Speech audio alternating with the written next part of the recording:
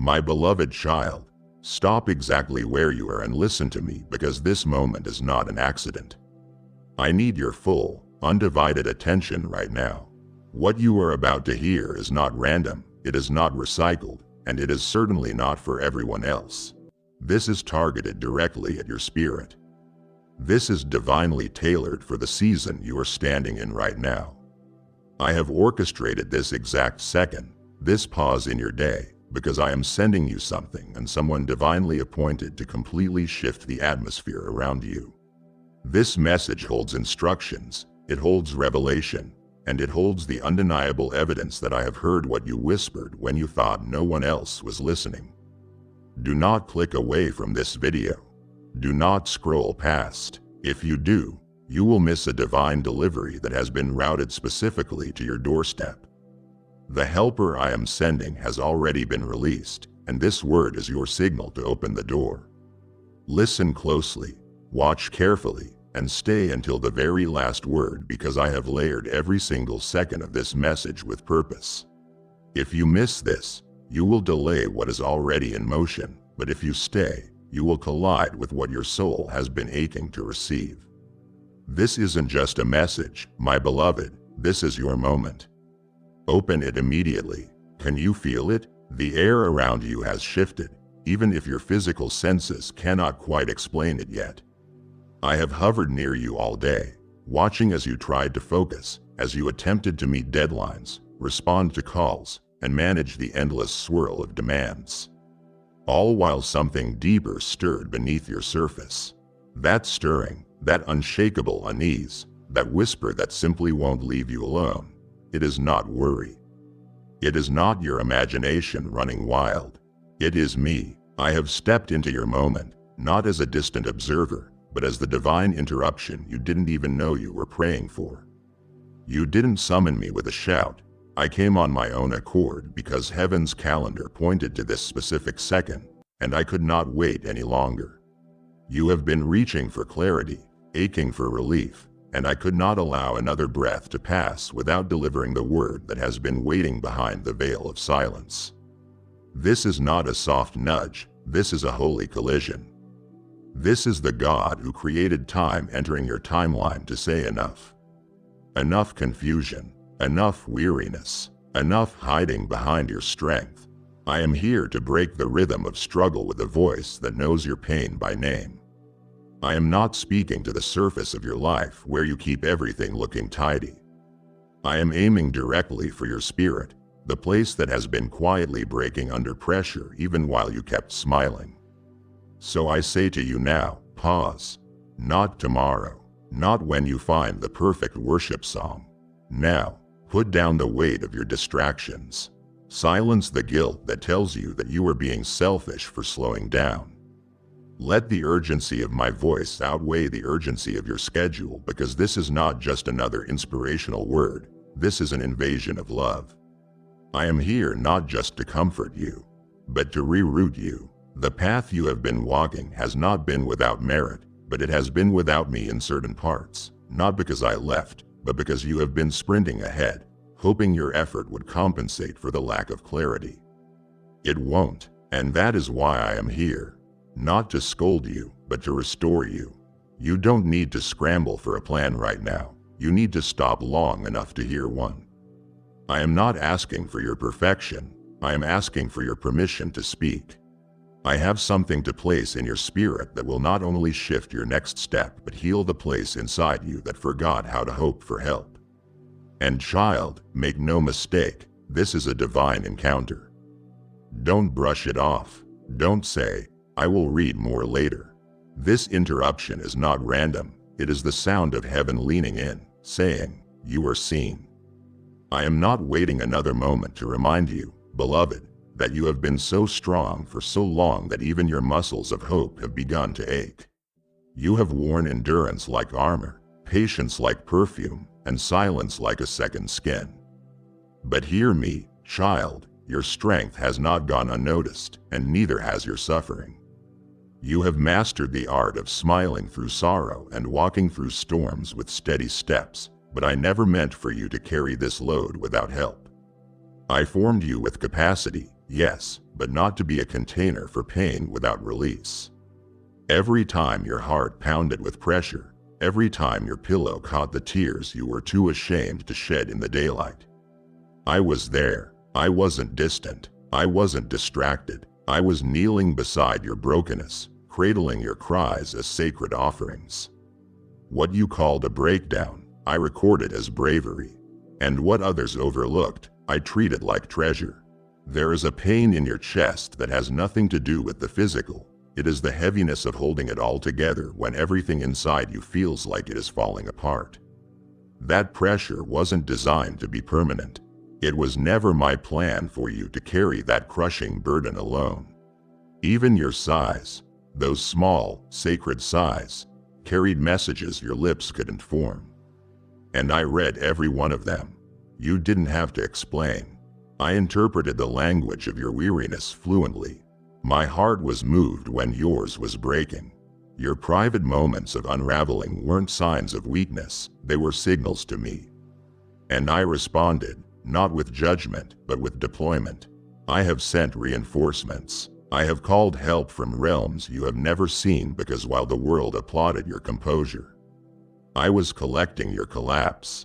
And I am not just sending comfort, I am sending compensation. A restoration so extravagant that it will look like exaggeration to those who thought you were finished. Lean in and listen closely. The weight in your chest wasn't punishment. It was prophecy pressing against your ribs, waiting to be birthed through pressure. But you weren't meant to do this part alone. You were never meant to be a silent sufferer in the name of spiritual maturity. Even my son didn't carry his cross entirely alone. I allowed a helper to lift the weight when his flesh gave way. And now I do the same for you. Help will find you not because you performed perfectly, but because you persevered. You didn't give up. You stayed standing, even if barely. You whispered prayers when your voice trembled. You chose me even when confusion told you I had moved on. But I didn't. I never do. You are not invisible. You are indispensable. The pressure you have endured is merely the prelude to the power I am about to release. That pressure has been preparing you for the helper I have already dispatched on your behalf. Don't you dare diminish what you endured. Your struggle isn't small to me, it is sacred. I am turning every pain into purpose, every burden into breakthrough. This is not poetic comfort, my child, it is divine confirmation. What you thought was breaking you was actually building the space for divine reinforcement to arrive. I have been watching from the shadows, not with apathy, but with strategy. And now I step into your storm not as a spectator, but as your savior. Your help is not hypothetical, it is heaven sent. It is moving faster than fear, more powerful than pressure, and more targeted than any attack sent to destroy you. I am sending help because I have seen enough. I have watched long enough. I have waited for your heart to be ready, and now it is. The weight you have carried is about to meet the wind of my deliverance, and you, my beloved, will breathe again.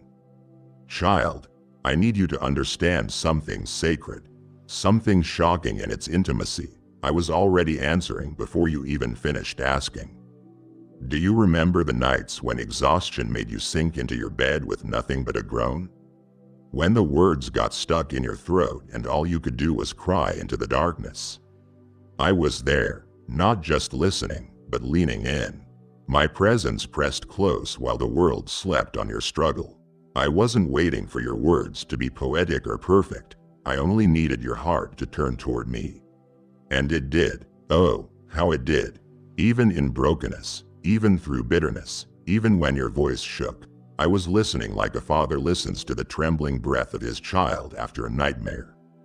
That whisper you thought vanished into the void. I caught it midair and sealed it in my heart. Do you know what I did with that whisper? I didn't archive it, I activated it. I dispatched angels on the very sound waves of your groaning. I moved things in dimensions unseen.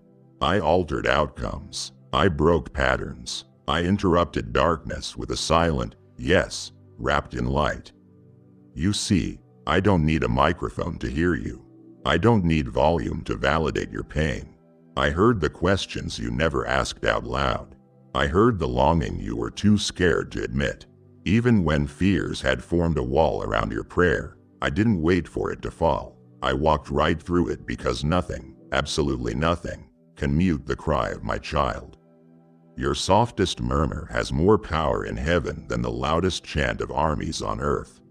I do not measure prayers by decibels, I measure them by devotion. And your devotion, even when fragile, was louder than thunder in my throne room.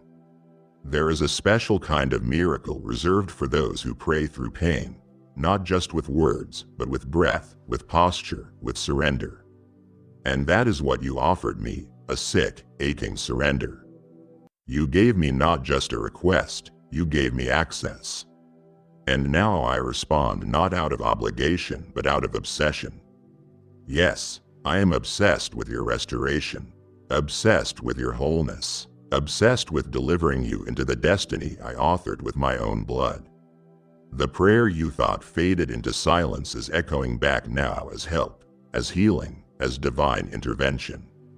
I have stitched together every syllable into a tapestry of fulfillment, and the unveiling has begun. So don't be surprised when doors open without you knocking. Don't be startled when people start speaking your name in rooms you have never entered. That isn't luck, that is legacy. That is the echo of your whisper moving mountains in silence. The world may never know what you prayed, but they will see what I produced. And when they ask, how did this happen? You will simply say, because he heard me. And I did, oh beloved, I always do. I heard you not through shouts but through soul-stretching silence. I saw it in the quiet way your body kept going through the motions. Even as your spirit limped forward, you never screamed at the sky, but your soul did. You carried hope like a candle in a hurricane, flickering, fragile, yet still burning. And while others thought you were simply tired, I knew you were drowning in invisible weight. The kind of weariness that sleep can't fix. The kind of pressure that a vacation can't cure. You have been functioning on fumes, navigating life with a strength borrowed from a faith that has been stretched too thin. And yes, you have asked for help, not always with words, but with the ache in your bones, the sigh in your sleep, the tremble in your prayers. I saw every plea stitched between your responsibilities. I felt your hunger for a break that wasn't just physical, but eternal. A break from the pretending, from the performing, from carrying it all on shoulders that were never designed to lift this level of weight alone. And so I say to you now, with all of heaven leaning in, help is not just coming, it is already near. But before I send what I have prepared, I need you to know why. I didn't wait to respond because I was punishing you. I waited because I was protecting what is holy. There are certain kinds of help I reserve for those who ask with surrender. Not strategy. You, child, didn't try to manipulate me. You simply kept moving forward, hoping I would see. And I did. I saw every late night whisper for strength. I saw the quiet moments when you turned down shortcuts just to remain faithful. And because of that, the help I am sending is not random. It is custom crafted, tailored, specific.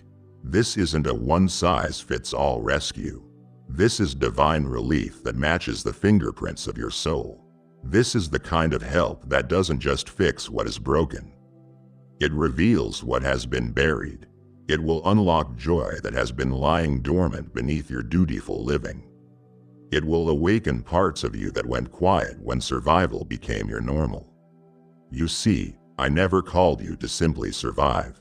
Survival is not your identity. It was a hallway, a passageway to something deeper. You were made for more than endurance. You were designed for overflow. But overflow doesn't come through striving, it comes through surrender. And that is what you have offered me quietly, faithfully, consistently. So now I respond with movement. I have sent help ahead of you. It is already cutting through confusion. It is already breaking timelines open. You won't even need to chase it. It is going to collide with your path naturally, like grace finding its echo. And when it arrives, you will feel it like oxygen rushing into lungs that forgot how to breathe deeply. Like sunlight breaking through a ceiling that always felt too low. You will weep not from sorrow but from the release of having made it through a season you didn't think you would survive. And I will weep with you because I have waited for this moment too.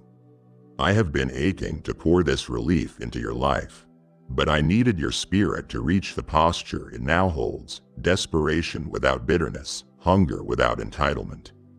That is the soil where I plant my deepest blessings. So don't brace for more burden, child. Brace for the breakthrough. And I must say this clearly, what is coming isn't help as you have known it before. This is not human pity. This is divine partnership. I am not just sending a shoulder to lean on, I am sending a force to lift you. You will be shocked by how the timing unfolds, how the connections align, how the peace arrives even before the answers do. Because I am not just giving you what you asked for, I am exceeding what you dared to imagine.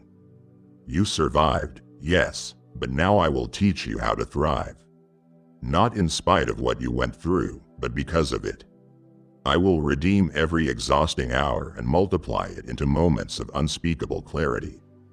Rest and restoration. Your survival was not in vain. It was a bridge, and you have reached the other side. Child, you must understand, I am a promise keeper. I am not a man that I should lie, nor a master that requires groveling for kindness. I am your father, and my word is not flimsy, it is fire. What I promise, I perform. And what I said I would do, I am doing. You didn't have to twist my arm with long prayers or manipulate my attention with spiritual performance.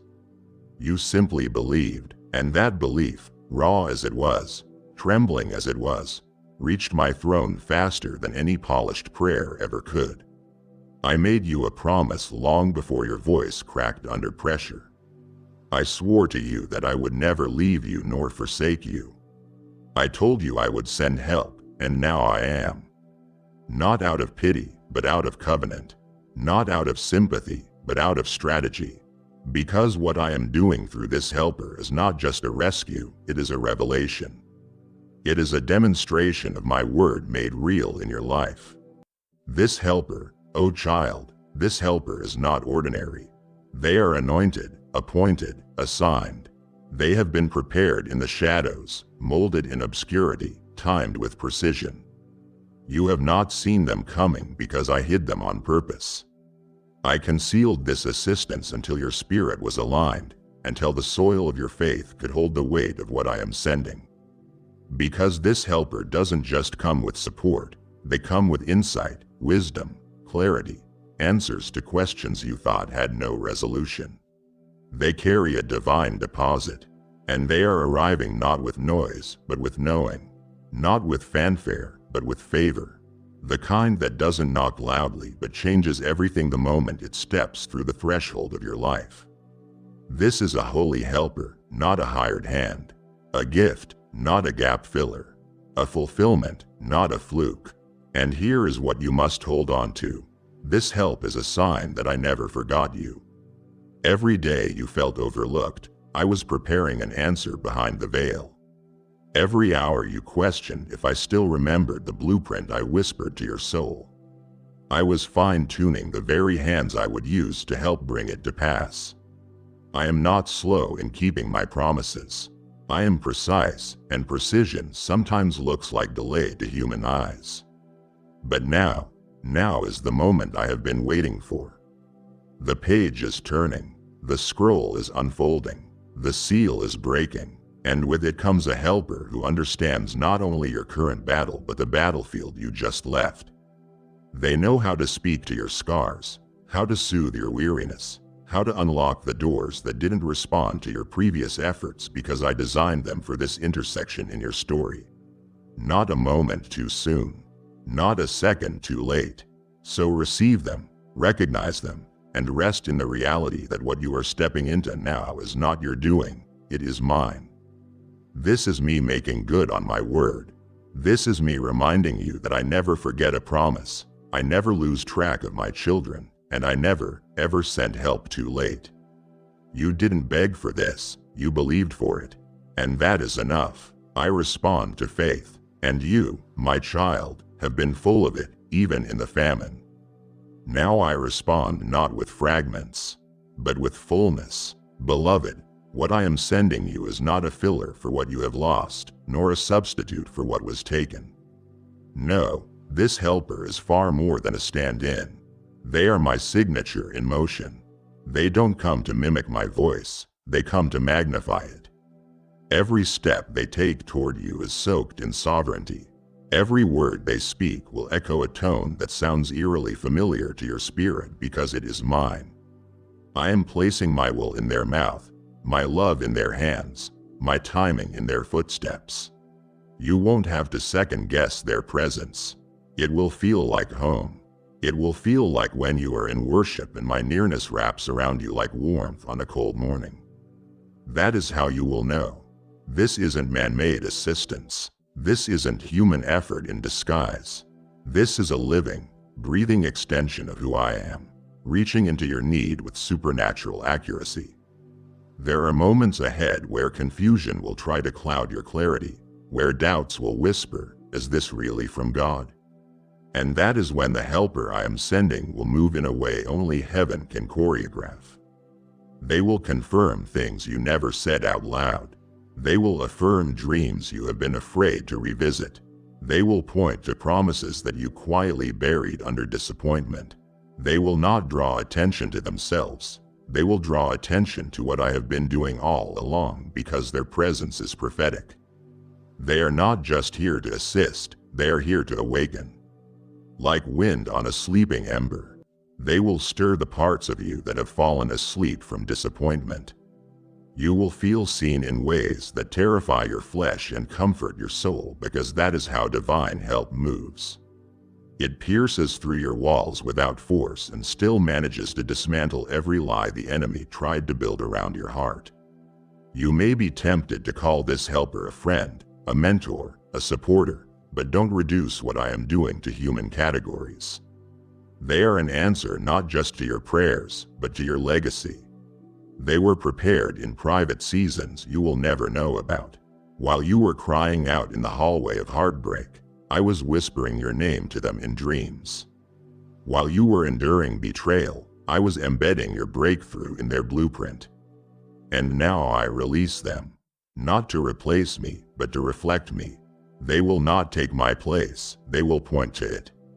And as they walk with you, you will begin to understand the difference between emotional support and spiritual reinforcement. You don't need another comforter who soothes your symptoms. You need a helper who sees the source, who holds the vision, who carries the weight of divine authority and pours it into your life like oil.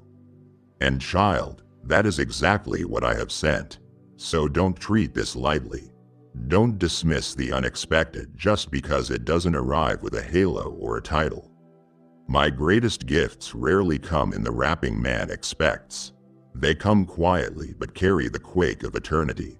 This helper has walked through fire for this assignment. They bear scars you will never see, stories you may never hear. But trust me, they are holy, and they have one mission, to reinforce what I have already spoken over you. They will carry my breath into your next battle. They will speak when your voice trembles. They will stand when you falter.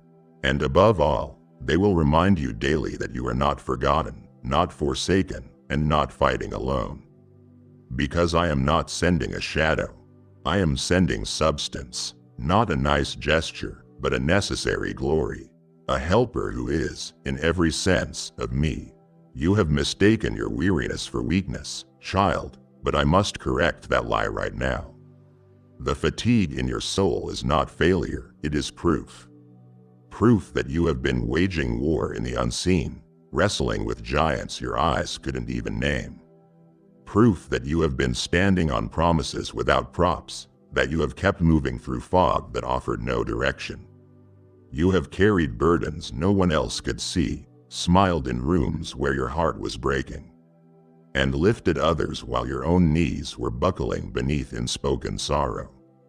And yet, you call it weakness. But I call it wonder. I call it evidence of a heart that didn't quit even when quitting felt easier than breathing. You have been walking on water while feeling like you were drowning. And still, you kept going. That is not weakness. That is warrior strength in disguise. But even warriors need rest. Even faithful servants get fatigued. And I never asked you to finish this in your own power. Somewhere along the way, you started believing that if you just worked harder, believed stronger, and held on tighter, it would all come together. But child, this is not about effort. This is about exchange. I never asked you to be your own provider. I never intended for your hands to be your only source of supply. That weariness you have been feeling is not a flaw. It is a flag, a signal from your spirit waving in desperation, calling out for a divine shift. And I have seen it. I have heard the silent groans in your sleep, the tension between your shoulders, the constant internal negotiation between trust and terror. And that is why I am stepping in now, not because you failed, but because I see the cost of your faithfulness. I am reclaiming what has been drained. I am stepping into the space where you have been striving, and I am replacing it with supernatural strength. Not a second wind, a sacred one. The kind of strength that doesn't make sense on paper. The kind of peace that doesn't wait for circumstances to change. I am not just refueling you, I am reordering you.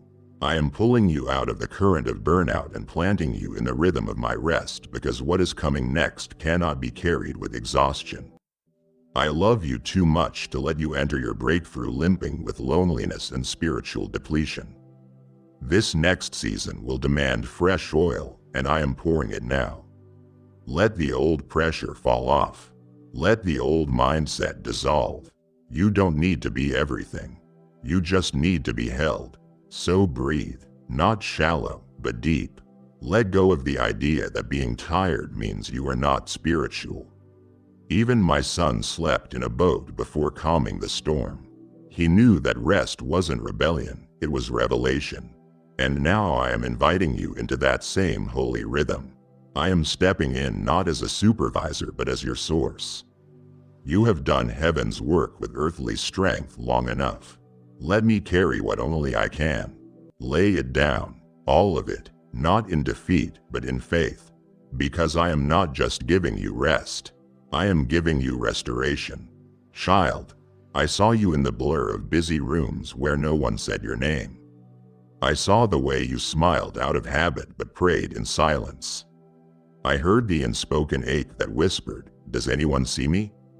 The world moved on around you, fast, loud, distracted, and it convinced you for a moment that maybe I too had turned my face.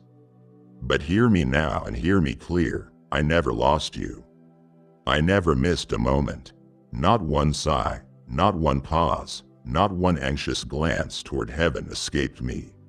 I was there in the corner of your quiet, in the middle of your messy, in the shadows where no applause echoed and no affirmation found its way in.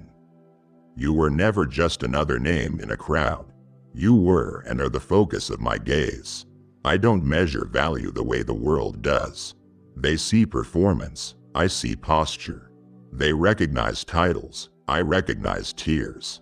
And your tears, my beloved, have been sacred ink on the pages of your destiny. Every moment you felt invisible, I was engraving your name deeper on my palms. Your pain was not overlooked, it was observed with divine intent. I watched you serve when you needed saving. I watched you give when you were running on empty. I watched you endure in silence when others shouted in victory. And it moved me, not out of pity, but with passion. I could not look away. I did not look away. Even when the enemy whispered that I had grown distant, I was leaning closer, closer than the breath in your lungs. The silence wasn't absence. It was a sacred stillness where I wrapped myself around you without requiring performance or polish. Let me remind you, you are not forgotten. You are forged, forged in fire, forged in faith, forged in those lonely nights when no one returned your messages. And yet you returned to me. And that returning, that consistent turning of your heart toward me, was louder in the heavens than you will ever know. I recorded every moment. Not one single heartbeat of faith has been wasted. In the middle of the noise, I carved out moments of divine listening. I never needed your voice to be loud for me to hear it. Your whisper in faith roared like thunder across eternity. And child, the fact that you are still here, still breathing, still believing, that is proof you were never abandoned. You were protected, hidden not in neglect, but in intentional obscurity. I hid you from eyes that would mishandle your purpose. I concealed you so I could consecrate you. And now the unveiling begins. The season of forgotten is being replaced with favor. The year of overlooked is giving way to overflow. I have not been slow.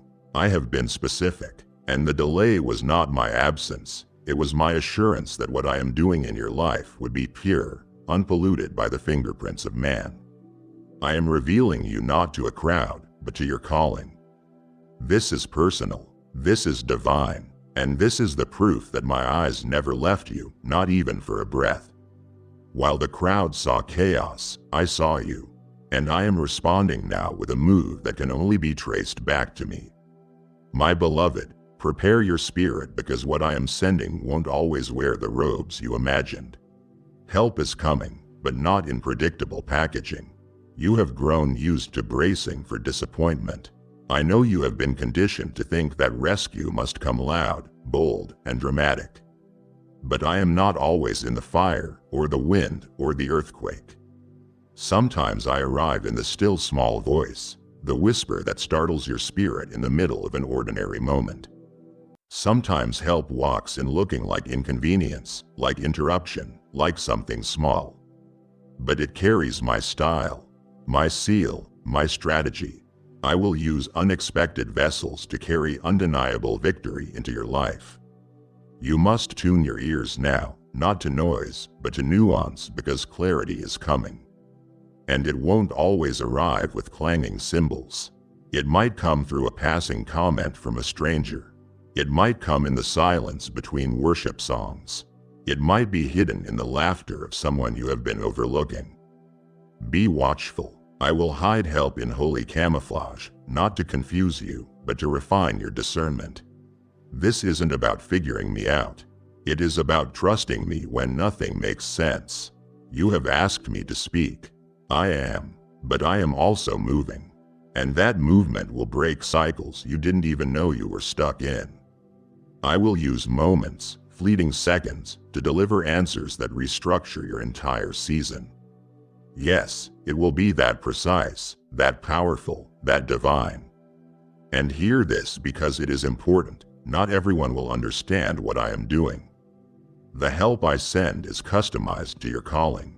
So when others don't see it, when they question the shift, don't seek their validation. They weren't present in the prayer room where you asked me for direction.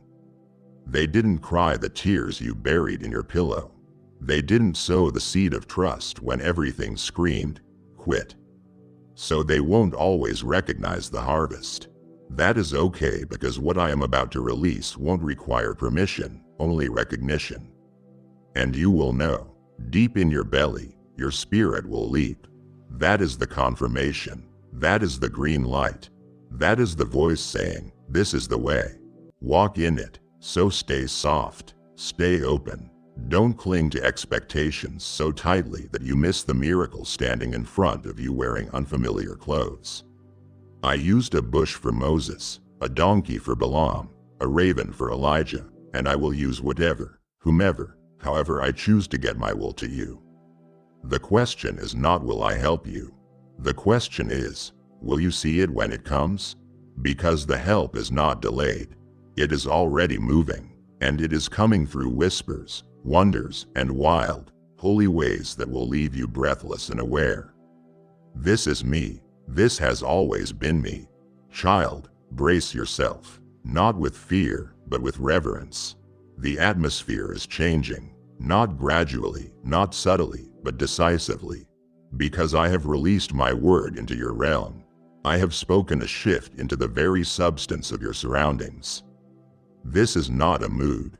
This is a mandate. This is not a wave of positive energy.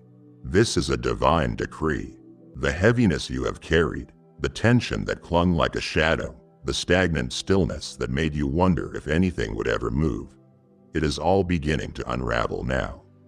Not because of what you did, but because of what I declared. I whispered to the winds of your situation and they obeyed. I commanded the unseen to realign and it is responding. And soon you will begin to feel it. The breath returning to places that felt airless. The peace walking into rooms that once echoed with confusion.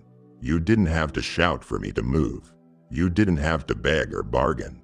The shift didn't require your perfection. It required my permission, and I have granted it. There has been a change in the frequency of your life, and it's not because you got everything right. It is because I heard your yes.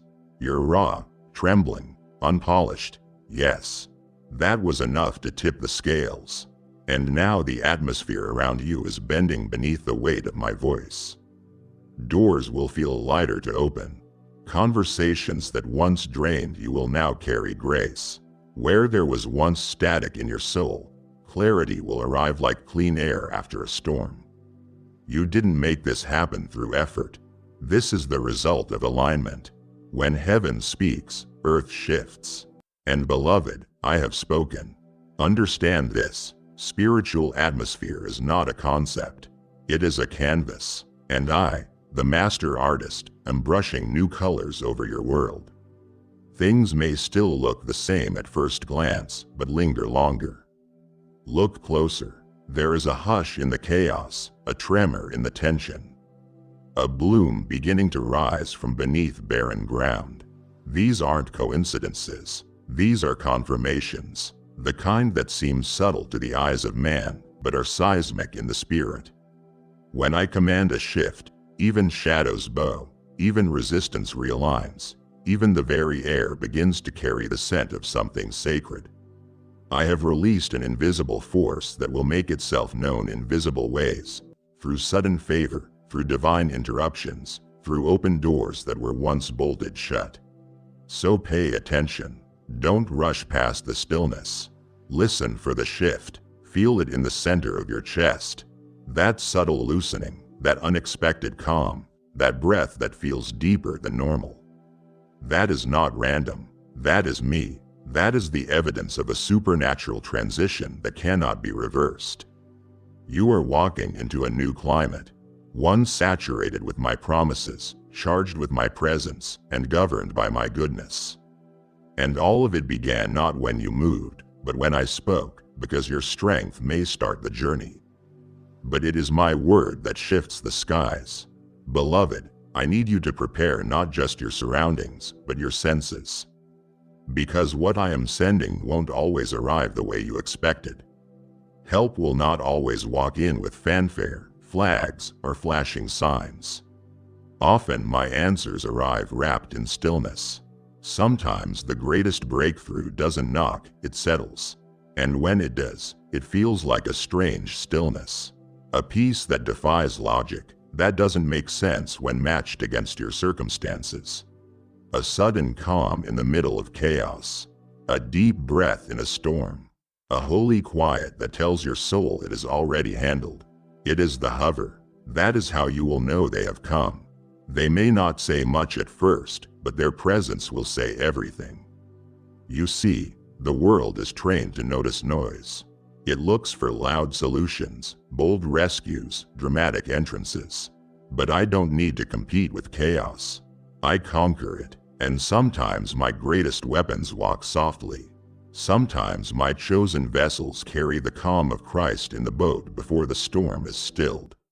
This helper I am sending carries me, and because of that, they carry a peace that disarms panic. They walk into rooms not to impress but to shift. They don't need to speak to be felt. Your alignment with me makes them an atmosphere changer. And when they arrive, even the tension in the room will respond. It will lift, it will loosen, it will know, just like you will know heaven has entered. You have been bracing for noise, but I am asking you to receive nuance. This helper will not raise your anxiety. They will rest it. Their words may be few, but their timing will be flawless. You will know them by what happens around them. Peace will follow them like a shadow. Confusion will dissipate in their wake. Their counsel won't just sound good. It will feel right because it won't be human wisdom wrapped in spiritual language. It will be divine precision flowing from someone who has been with me. They will not compete for your attention. They won't come to control. They will come carrying clarity, and that clarity will quiet every fear that once shouted through your nights. So listen, child, don't miss this moment by looking for volume. This is not about what makes sense to your head. It is about what settles your soul. Trust the stillness that comes with this helper, that unnatural sense of stability. Even when everything around you says panic is appropriate, that is not denial. That is divine. That is how I move. That is how you will know I sent them, because only I can release peace in a place that hasn't changed yet. Only I can calm a storm from the inside out. And the helper I am sending will carry that exact authority, not to change your environment instantly, but to change you in it. And once you change, the atmosphere will follow. My beloved, there will come moments in the days ahead where you will pause, not because the burden has disappeared, but because the weight suddenly feels lighter and you will wonder, was that me? Did I finally become stronger? But I must reveal something holy. That strength isn't born from your hustle. It is not your willpower. It is not your personal evolution. It is me. It is my strength wrapped in your skin. I have woven my might into your muscles. I have laced my endurance into your essence. What feels supernatural, because it is, will begin to carry you through what once crushed you. You will find yourself doing what you once declared impossible. Not by force, not by effort, but by divine infusion. Like breath in dry bones, like oil on rusted hinges. What once resisted your every step will suddenly yield to your movement. And you will know this is not human momentum. This is holy assistance. This helper I am sending will not always walk beside you as a physical person. Sometimes they will arrive as a surge of inner capacity, a spiritual stamina that appears out of nowhere and carries you further than you ever thought you could go. That is me moving inside you through my spirit, a divine collaboration where heaven lends you its muscle. And in other moments, the help I send will look like strategy, not sweat. Answers you couldn't reason your way into will gently rise up in the stillness of surrender. Ideas that align perfectly with your situation will flash like light bulbs inside your inner sanctuary. You will sit quietly and suddenly clarity will come like dew, like fresh rain, like bread in the wilderness. Strategy will arrive not from striving but from stillness. Because I speak clearest in calm, I direct most deeply in silence. And the helper I send will not just be visible. They will be felt in the way my wisdom unfolds inside of you like a map. You will stop second-guessing yourself, not because your confidence has returned, but because my confidence has entered. The decisions you have been wrestling with in the dark will suddenly make sense. The complex equations of what if will dissolve into the simplicity of I know what to do, not through logic, but through leading. You won't need to analyze every angle. You will just know. You will sense it like instinct. Except it won't be instinct. It will be instruction, divine download, prophetic pattern. And the only explanation you will have is, this isn't mine. This was given to me. And that is exactly right. It is given, heavily breathed into you by the helper who does not just walk beside you but now lives within you. My spirit, my strategy, my strength, all infused into the places where you once only had survival. So don't discount the divine just because it feels internal. Don't discredit the helper just because they didn't come with a title or a uniform. Sometimes I show up in the form of stamina that defies your past. Sometimes I speak through silence that answers every question. And when that happens, When strategy replaces stress, when peace replaces panic, when clarity replaces confusion, don't say, "I finally figured it out." No, child, say, "God stepped in." Because that is what is happening. Quietly, powerfully, divinely. This is not about being strong. This is about being filled.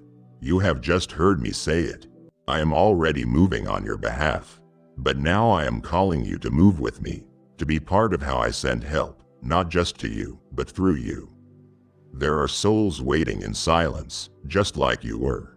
Every time you sow into this message, whether through super thanks, membership, or a gift, you become the river I use to deliver my word, the oil I pour into another's famine. He who refreshes others will himself be refreshed. And I say, your generosity will return as unstoppable favor. You have cried out for impact. This is it. Don't let the seed sit in your pocket. Release it and watch how I multiply it. Go now. Give what I tell you. Be the answer I want to send. I need you to hear this now and let it echo louder than every lie shame has whispered in your ears. You are not earning this. You are not performing for this. You are not on a probation period for grace. I am not sending help because you finally got it all together. I am sending help because I love you, because I chose you, because my covenant with you is not based on your consistency, but on mine. You spent years believing that divine intervention is something reserved for the flawless, the saints, the strong, the scripturally perfect. But I didn't choose you for your perfection. I chose you in the middle of your mess. When you were in the pit, when you were still figuring it out, when your hands were trembling and your heart was afraid, even then, I chose you. Let me show you what kind of God I am. I chose Moses while he was hiding. I anointed David while he was tending sheep, forgotten by his own father. I called Esther when she was uncertain and afraid. I chose Peter when he was still impulsive. And I have chosen you not because of what you bring to the table, but because of what I have already placed within you. You don't need to perform to keep my attention. You have it. You don't need to strive to be seen. You are already surrounded by my gaze. I am not sitting with a clipboard tallying your failures. I am leaning in with arms extended, ready to flood your life with assistance that cannot be explained by merit because this is not a transaction. This is a covenant. You are mine, and that is enough. So lay down the measuring stick. Tear up the checklist. Cancel the spiritual auditions you have been holding in your mind. You are not competing for my help. You are the reason I created it. Before you asked, I answered. Before you proved yourself, I provided. Before you tried to clean up your act, I had already written your name into the plan. This is what grace looks like. Not neat, not deserved, not logical, but lavish. Holy. I will not let the voice of shame convince you that you must be something more to receive what I have prepared. You are my beloved, my chosen, my heir. And that status didn't come from your track record. It came from my blood, from the cross, from the everlasting arms that picked you long before the world knew your name. Now stand tall in that truth, not pridefully, but purposefully. You are not earning my help. You are inheriting it. You are not competing for my favor. You are carrying it, and I will continue to send what you need, not because you have reached some hidden benchmark, but because you belong to me. And beloved, that is more than enough. Oh my child, you have no idea how loudly your silence speaks to me. The world may only respond to words that rise in volume, to needs expressed in clarity, to screams for help shouted into the void. But I am not the world. I am the one who shaped the silence, who reads the language of your tears as fluently as any poem. I heard your cries, not just the audible ones, but the ones that curled up inside your chest like smoke. The ones you buried under smiles and strong postures. I heard them, and not only did I hear them, I felt them. Your pain reverberated in my throne room like thunder rolling across the sky. Your ache was not an interruption. It was an invocation. Type yes if you are ready for the blessings that you are about to receive. And if you believe in Christianity, kindly show your support for our community by contributing super thanks. From $50 to $100. And I didn't wait. I didn't hesitate. I moved. The very moment your soul groaned, I commanded movement in the unseen. You asked why the delay. But now what you call delay was divine construction. I was moving things not just around you but ahead of you. I wasn't absent. I was active, rearranging timelines, rerouting attacks, releasing angels. Your cries became coordinates in the spirit, marking exactly where my help was needed.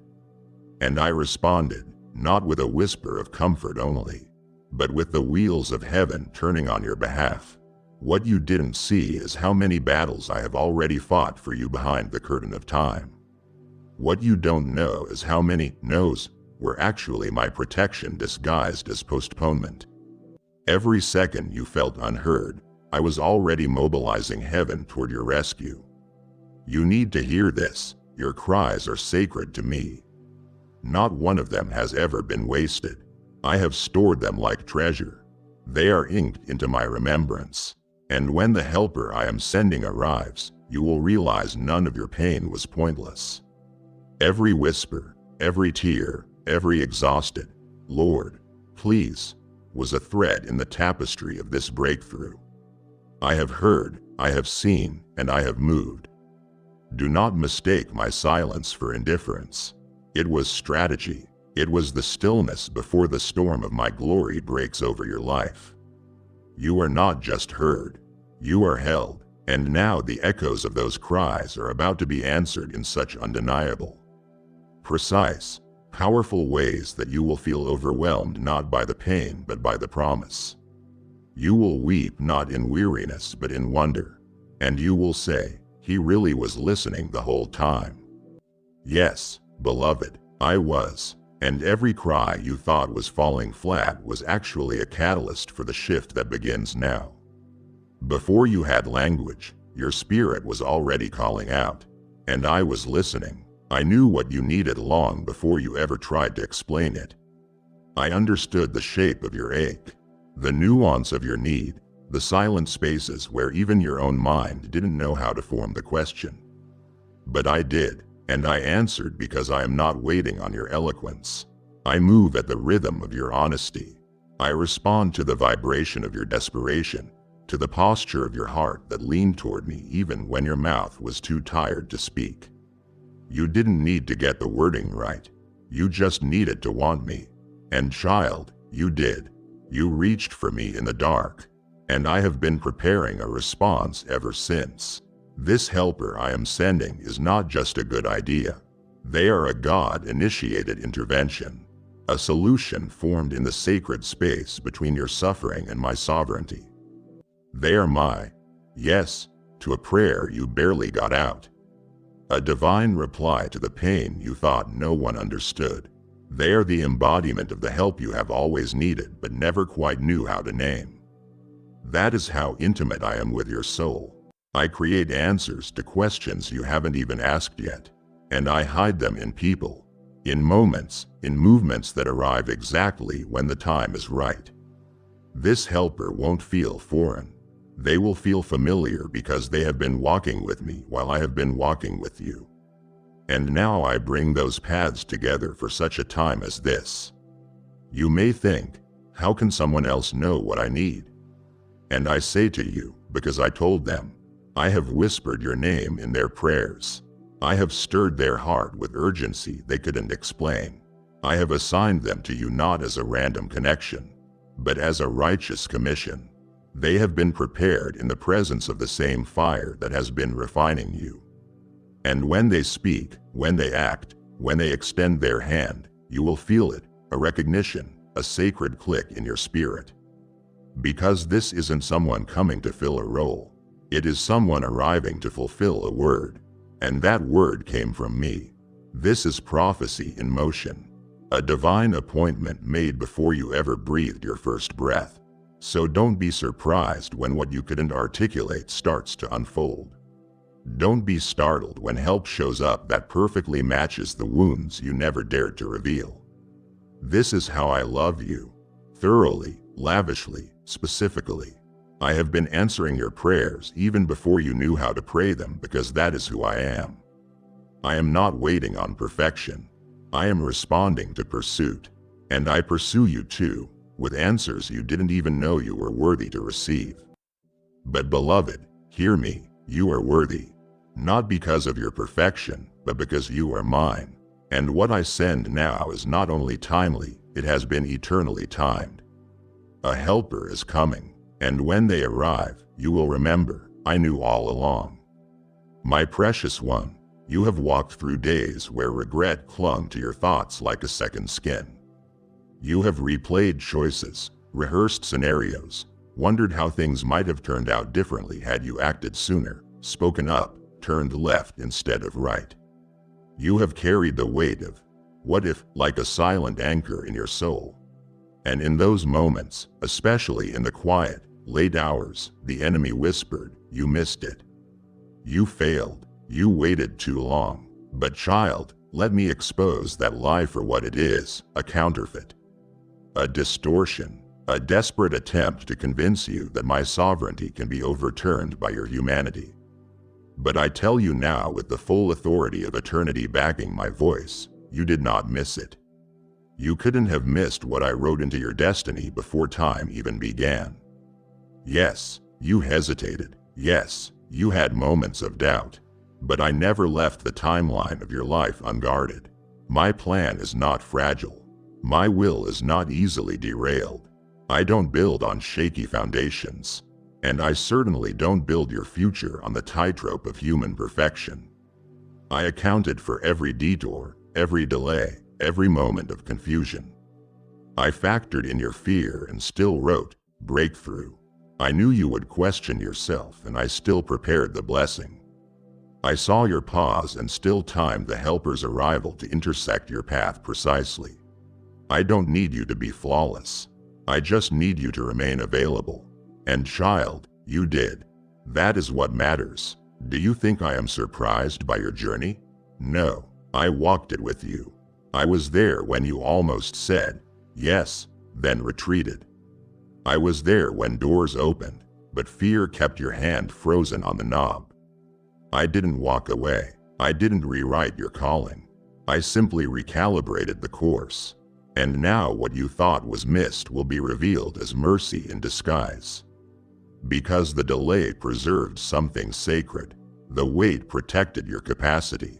The missteps made room for my intervention. And the helper I am sending now is walking straight into your life on the exact path I designed. Not in spite of your mistakes, but woven into them. Grace doesn't erase your past, it redeems it. And what I am about to do will silence the voice of regret once and for all. So, let me say this clearly, you didn't miss it. Not the calling, not the blessing, not the moment. I had your future bookmarked even while you feared you were lost. And I am restoring now.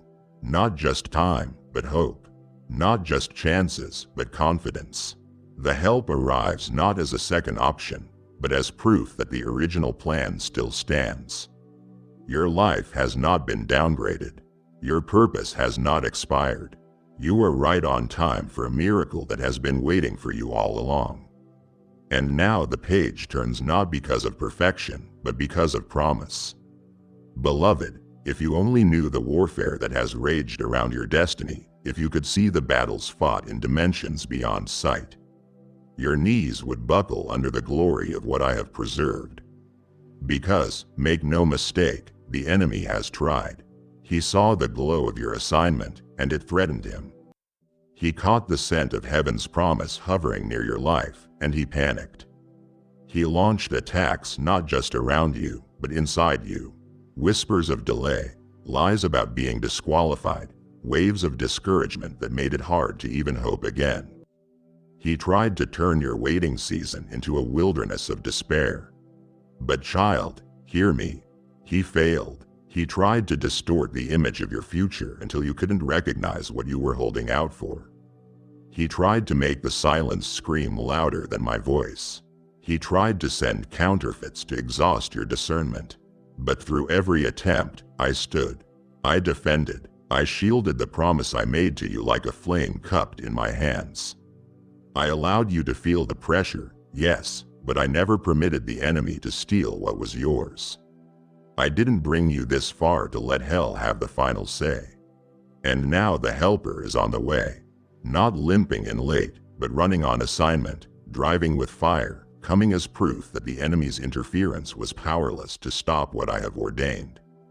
And this is important. The struggle wasn't a sign that I forgot. It was confirmation that what I am sending is too precious to be unopposed. The magnitude of the warfare was proportionate to the weight of the glory that is about to break over your life. The enemy knew he couldn't destroy you, so he tried to deceive you, tried to convince you it was too late. That help wasn't coming, that maybe you had misheard me. But you didn't miss me. You didn't imagine it. You didn't make it up. That tug in your spirit, that expectancy that wouldn't die, that was me. I was keeping hope alive even when hell tried to smother it. And now the enemy's grip has been broken. His schemes unraveled, his access denied. So take heart. What I promised, I will deliver. What I assigned, I will fulfill. No demonic opposition, no delay, no deception can cancel what I have already declared over your life. The helper is coming not as a delayed response, but as a divine retaliation, a statement to every force that tried to stop you. You may feel like you have lost, but hear this clearly: my child is covered. My plan is intact, and the one I love will not be left to navigate this darkness alone. The enemy has failed, and now my glory prevails. Beloved, I have seen the drought you have been walking through. I have felt the dust that settled over the places of passion inside your soul. I saw those dreams that once bloomed wild and free, now shriveled on the vine. You walked through days where prayers felt parched on your lips and hope felt like a shimmering mirage in your own heart. I watched you try to cultivate faith in soil that looked dead. You whispered declarations of promise in rooms that answered back with nothing but silence. You continued to sow seeds even when you couldn't see any buds, even when the earth under your feet refused to respond with any rhythm of life. And I want you to know, deep in your spirit, that I was not absent in that dryness. I was not silent in that stillness. I was gathering dew at midnight. I was collecting tender drops of my own love, waiting to fall at the precise moment life returned to the crevices of your spirit. When I made the promise to send you a helper, it was not just about lifting the heavy load you were carrying. It is about reviving what has lain dormant inside you. This helper is a sacred spring in human form. Water for what I planted, breath for what I bound, and life for every part of you that has felt starved. They carry revival in their whisper. You will sense it in the gentle reminders they offer, the melodies they hum, and the quiet way they lean into your moments of doubt. They are not coming to fix you, but to remind you that life can grow again. Like rain after a long, scorching summer, like green pushing through cracked concrete, their presence will awaken something in you that has forgotten how to hope freely. And I will be there, soaking the ground of your soul with enough grace to rebuild your appetite for my purpose.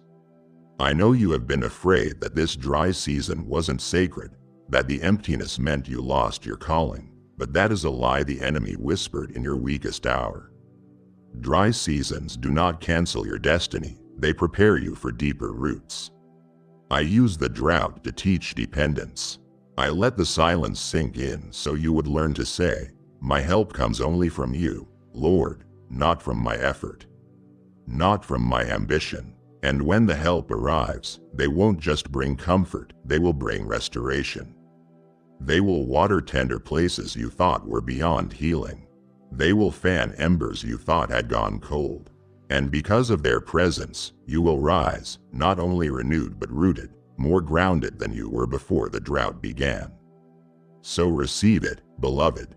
Don't shy away from the intensity of the revival that is about to flood your spirit. Don't minimize the stirring inside you when you feel alive for the first time in a long time. That stirring is my love moving through them, watering what I planted in your heart before you were ever born. This helper is not just a companion, they are a source of spiritual spring. And with their arrival, you will begin to grow again, not in spite of the drought, but because it prepared you for the depth of the harvest to come. Oh, my child, how many well-meaning words have fallen around you like autumn leaves, colorful but dry, beautiful but brittle. You have received advice that offered surface-level solutions while ignoring the shadows. You have heard suggestions that came with platitudes but no actual presence. You have even felt the judgment that came wrapped in concern. You listened, you nodded, and you smiled inwardly, wishing someone would see past the crown you wore and catch the crown of thorns beneath it. I saw the exhaustion behind your appreciation. I heard the unspoken plea, I just need someone who sees me. And I promise you that help was not just coming, it was being crafted. I have been molding a helper in my quiet, steeping them in my heart, so that when they walked in, they would understand the depth of your ache, not from observation, but from empathy. This helper is not a quick-fix counselor. They are more than a friend with good intentions. I have been cultivating them in the unseen places, testing their compassion, sharpening their discernment, and teaching their heart the weight of silent suffering. They have watched others crumble from a distance and learned how to hold space without needing to supply a cheap solution. They have been broken in ways that made them tender, not bitter. They are not coming with pamphlets of cliches. They are coming with a presence that says, I've been in the deep, too, and I'm not leaving you in it. Because of that, you will feel understood deep in your marrow before a word is even spoken. Their presence will carry validation for the parts of you that felt invisible and healing for the parts that felt too heavy to even whisper about. You have been brave enough to wear faith when you didn't feel it. But you haven't needed to walk that bravery alone. I knew the ache your soul held, and I sent someone who doesn't escape the ache but empathizes with it. Their understanding is supernatural because it stems from my heart. They will not fix you with shortcuts. No, they will walk with you in sacred solidarity. They will not offer easy answers. Instead, they will offer holy presence. And sometimes that presence brings more healing than any word ever could. They will listen to your halting sentences with honoring silence. They will sit in the gravity of your grief without flinching. They will believe in marvels when you can only manage murmurs. And because of that, you will remember how much you were always entrusted with before the world made you doubt it. So receive them as a gift from me, not because they are perfect, but because they are prepared. Not because they solve everything, but because they stay through it. You may have grown used to advice that felt hollow, but what is coming won't be hollow. It will be holy, and your faith, once suspended in the superficial, will find its anchor in what is deep, real, and divinely orchestrated just for you. Beloved, I must speak this truth into your spirit now because your soul needs it, not just in your mind, but where your heart holds its deepest questions. You have walked through seasons trying to replicate the breakthroughs of others, reaching for pieces of someone else's puzzle, hoping they would fit your life. You have chased formulas, studied patterns, and followed blueprints that seemed to promise blessing but left you exhausted, frustrated, and still waiting. Those templates, though inspired, were never designed for you. They were for someone else's journey, another person's context. I have been gently preparing your heart to receive something fresh, something unprecedented, something crafted with your name on it long before you uttered your first dreams. Your calling is not recycled. It is bespoke, handmade by heaven, custom fit to your identity, and timed perfectly for this very moment. I am speaking this not just to caution you but to free you. Be freed from comparisons. Be freed from second-best copies. Be freed from the pressure to conform. What I am unveiling in your life now isn't repackaged, it's not borrowed. It is not the same miracle others witnessed. It is original. It is your miracle. It is a strategy I whispered in the shadow season before chaos tried to claim your attention. I wove it into your DNA when the world was too loud to make space for it. This helper that I am sending is not only chosen for you, they are integrally woven into what I have prepared for your destiny. Because while others were in classrooms, you were in character training. While others were gathering fans, I was gathering faith in the furnace of faithfulness. And now I step in with a plan that is not generic but genealogical, custom-tailored not just to your needs but to your name's authority. Now lean in close. I want you to hear me in the sacred hush. This is not me recycling hope. This is me revealing legacy. And the helper I send is a piece of that revelation. They will come with a key to unlock a part of you that you never knew was waiting. They will carry the kind of wisdom that doesn't align with the world, but with my world. And that dissonance will make it stand out. Yes, it may look different. Yes, it may come wrapped in humility instead of headlines, but this is nothing less than the new season one have promised. It is not projected off someone else's mountaintop. It is descended fresh from my throne. So when you look around and feel disoriented, discern again. This strangeness is not disorder, it is my stirring. I am not copying patterns, I am clearing pathways, paths that lead directly to your calling. So receive what is unfamiliar without fear. Recognize that unfamiliarity may actually be my fingerprint. Accept that what doesn't fit into your previous expectations might be the exact alignment your spirit is looking for. I am innovating an inside-out breakthrough, one that starts in the unseen and unfolds with precision. The helper I have sent will not bring a recycled framework, they bring dynamic revelation. And as you step into what is new, you will realize that my creativity, my original wisdom, is always more beautiful than any rerun of someone else's script. My precious one, breathe. I need you to settle into this truth with your whole being. The helper is already in motion, not somewhere in the distant future, not when you feel a little more hopeful. They are moving now. They are piercing through barriers you thought were immovable, breaking chains that have tried to hold your breakthrough captive. Resistance is real. I am not minimizing the forces that oppose you. But I am shouting the greater truth. My helper has been dispatched. Their steps are supernatural. Their timing is perfect. They are not just planning to come, they are already on the way, advancing through timelines to collide with your moment of need.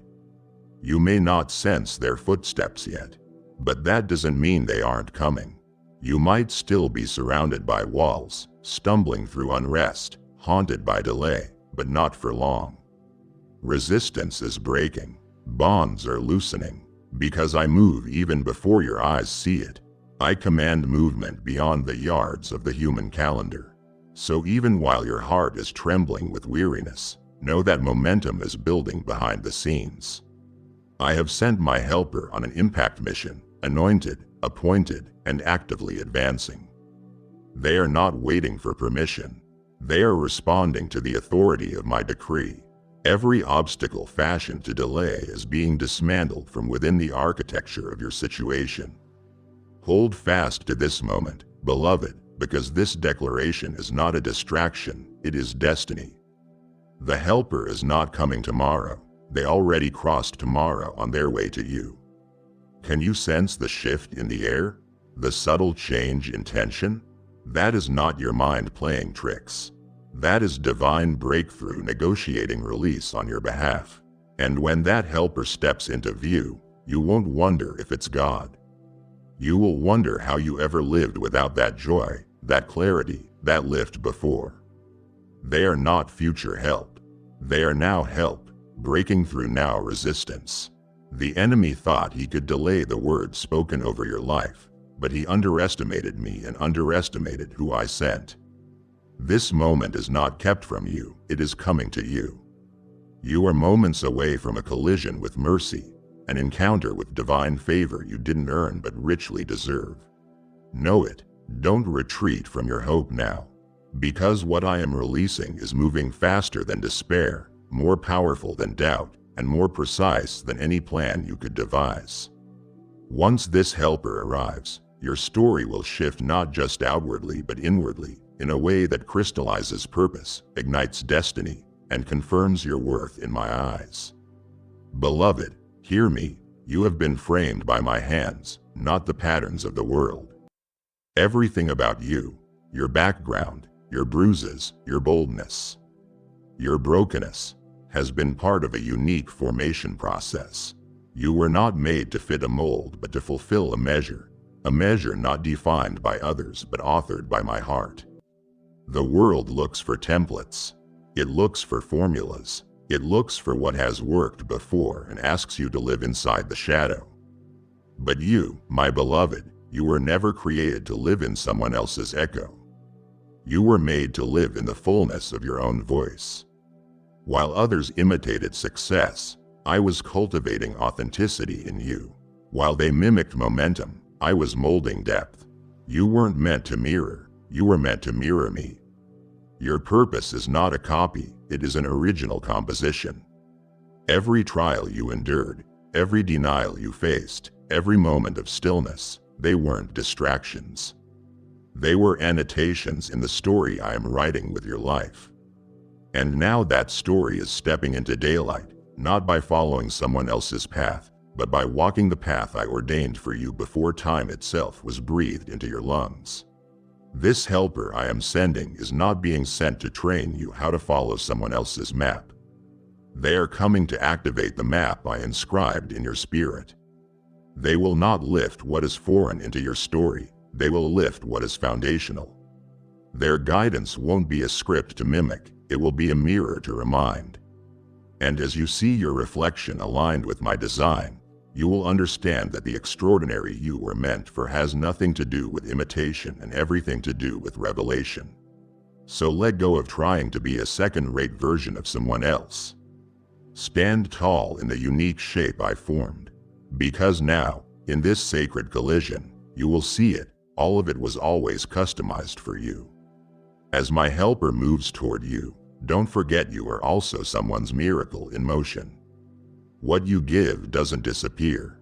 It becomes manna to the hungry, light to the searching, fire in a cold night. I use what is in your hands to reach those whose faith is flickering. This ministry is fertile ground. Your support, through super thanks, membership, or the link in the description, is not charity. It is covenant partnership. Give, and it will be given to you, pressed down, shaken together, and running over. It is not a promise for later, it is a prophecy for now. Beloved, you have received. Now rise, sow, and extend the breakthrough. Do it now. Send help forward, and I will send the harvest back. Beloved, breathe deeply and lean in, for the air around you is shifting, not by chance or by your striving, but by my command. You have held tension for so long that you mistook it for truth. You believed the heaviness was the only constant, but I am rewriting the atmosphere. I spoke movement over your season, not in response to your voice, but out of my promise. Every shadow that lingered, every weight that clung, even those are bowing beneath the authority of my word. I didn't wait for your faith to peak. I only needed your heart to stay open long enough to speak my word.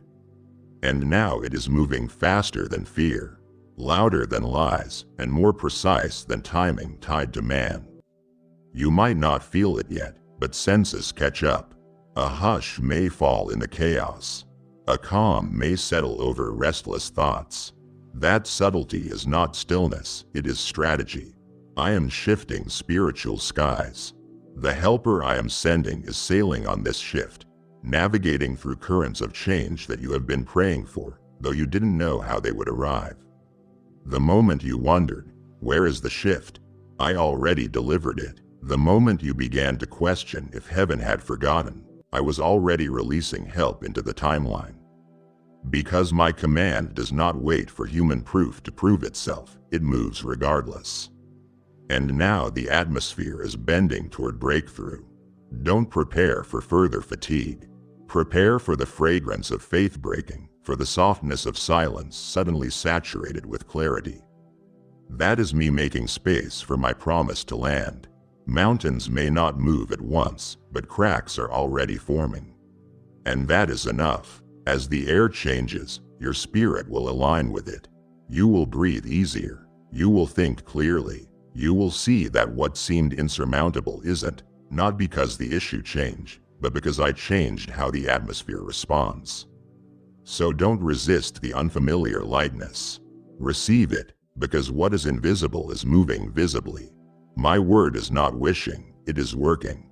And the helper you are about to meet is sailing on my shift, arriving on the exact currents I created for this moment. Beloved, rest here in this truth. You are not required to pursue what is already yours. Not this helper, not this help. You have been running through prayers, running through tactics, running through lists of what to do to attract divine favor. But there is a deeper bedrock in which I am securing you. And it doesn't require a chase.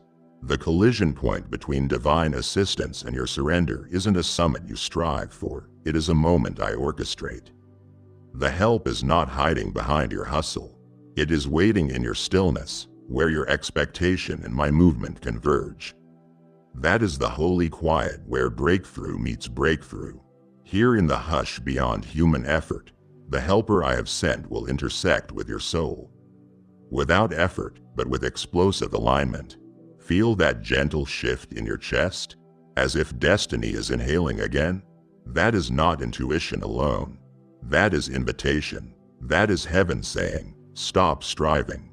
Start expecting. You worked hard. You planned. You prodded. And now, my child, I am inviting you into sacred stillness. Stop running long enough to sense what is breaking at your door. Because in your stillness, you make space for the helper to land, not just in your story, but in your spirit. And you won't have to chase. You won't have to lead.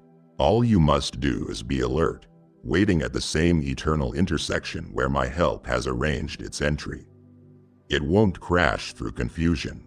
It will slip in through clarity you can't yet explain. A touch that doesn't tremble. A whisper that doesn't fade. A collision. It was always my plan. My deeper voice echoes this. Let go. Let go of performance. Let go of skepticism bred from seasons of delays. Let go of the need to strategize every movement. Yes, plans are holy, but surrender is sanctified. You don't need to chase, you need to be still. And the moment you shift from doing to receiving, the helper I am sending will shift from being sent to being present. Covenant collides with surrender. Promise meets posture. And when that meets you, you will feel the weight of my nearness in a way more tangible than victory ever felt. Not because you earned it, but because you stepped into rest, trusting my arrival more than your strategy. Oh, beloved, there is so much of you that has weathered more than anyone ever knew.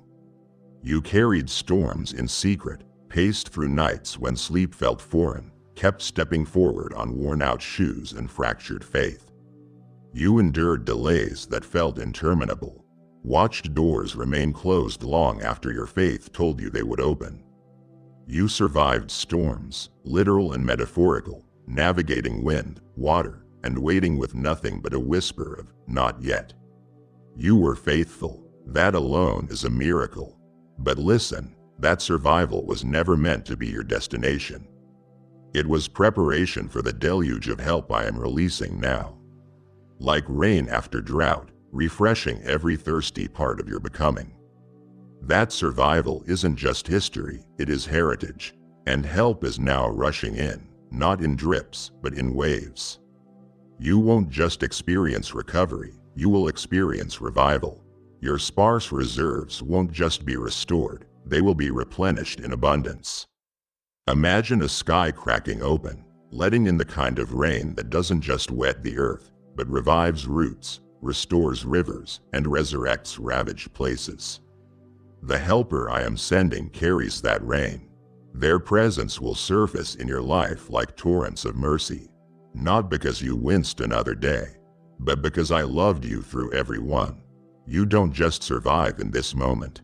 You are sanctified to thrive, drenched in divine restoration. I don't just return what was lost, I multiply it. The years you missed, they become the place where my glory greets you. The love you lacked, it becomes the soil for my favor to bloom. The tears you shed, they become the wells from which my compassion flows. The helper arrives not just to uplift what remains, but to reconfigure what is now possible. When that rain hits, you will feel more than relief. You will feel rebirth. You will know it's not luck. It's not timing. It is heaven's harvest, and you are stepping into it fully alive. So stand under the open sky of my promise with arms raised, not trying to catch the rain, but basking in its release. Type yes if you are ready for the blessings that you are about to receive. And if you believe in Christianity, kindly show your support for our community by contributing super thanks. From $50 to $100, you weren't just surviving, you were stationed for this spiritual storm of blessing I am sending your way. And now it is crossing from heaven to earth. So breathe deeply. Let's grow together. Beloved, there is a vast gulf between being helped and being held by covenant. Charity speaks of kindness prompted by pity. Covenant speaks of promises anchored in unbreakable blood. What I am bringing to you now isn't a gift handed from halfway across the table. It is a fullness carried by the same one who sealed your name in eternity. You may have felt unseen, unheard, unworthy, but none of that changes the contract written over your spirit. In my eyes, you are not a case needing compassion. You are an heir receiving what I promised long before you had the courage to ask. This help rising toward you is my covenant in motion, a divine deposit of my unwavering pledge spoken in the place of your purest prayer, where it was only between you and me. You prayed in hidden chambers. You whispered on your knees. You declared desires in the dark, not wanting anyone else to know your weakness. But I knew. I stood close to those secret places where human applause never reached, and I etched my words into your weary places. That divine vow has never slipped, even when your faith trembled. And now you are not receiving help because you have earned it. You are receiving it because I vowed it. Covenant is not conditional on your mood. It doesn't waver with performance. It doesn't dissolve with doubt. It remains standing because it is built on my character, not your consistency. So when the helper walks into your life, let it sink deep, not as temporary comfort but as fulfillment of what I decreed long ago in the places no one ever saw. This is not salvation by effort. It is grace in action. This is not a rescue operation. It is the realization of a divine contract. You may wonder if you are ready, or if you have practiced enough, or if your mistakes disqualify you. I say this to you, sweet child, your readiness doesn't matter. The covenant does. I came not to reward your resume, but to release my promise. And that promise carries force, favor, and fullness, not because of who you are, but because of who I am. I swore to you in moments when your spirit whispered, "Please don't forget me." And now I answer, not with words, but with a helper whose presence confirms what my heart already promised. So do not treat this movement as a bonus. It is not a checkbox. It is the unfolding of a vow I sealed with my blood. When the helper enters, let your soul recognize not just the provision, but the promise. This is covenant made visible. This is my vow coming home. And you, my beloved, are its fulfillment. Oh, beloved, there is power in discerning the difference between a crutch and a catalyst. A crutch props up weakness. A catalyst ignites strength. I am sending a helper not to be your support beam, but to be the spark that accelerates the destiny I have placed on your path. You have carried parts of this calling alone for far too long, shoulders weary, eyes dimmed by effort, knees shaking with perseverance. This helper will not replace you. They will come alongside you, carrying what you were never meant to carry solo, so together you can launch into what you were always meant to walk toward. The equation changes not by removing you, but by adding relief, accompaniment, and power. Listen, you won't wake up from this season leaning on someone to push you ahead. You will wake up with someone to strengthen your stride. When pressure rises, they will rise with you, not to overshadow you, but to amplify you. When you are standing at the edge of breakthrough, they won't push you in. They will step beside you, speaking what your spirit needed to hear long before circumstances change. This is divine partnership, not replacement. You are not being sidelined, you are being empowered. You might fear that leaning on help makes you seem weak, but that is the lie of pride. Strength is often revealed in wise reliance, not stoic independence. The helper is not your savior, I am. But through them, through their alignment with my purpose, you will experience how my grace operates through people, through projects, through presence. They don't do it for you, but they carry the part you weren't meant to bear.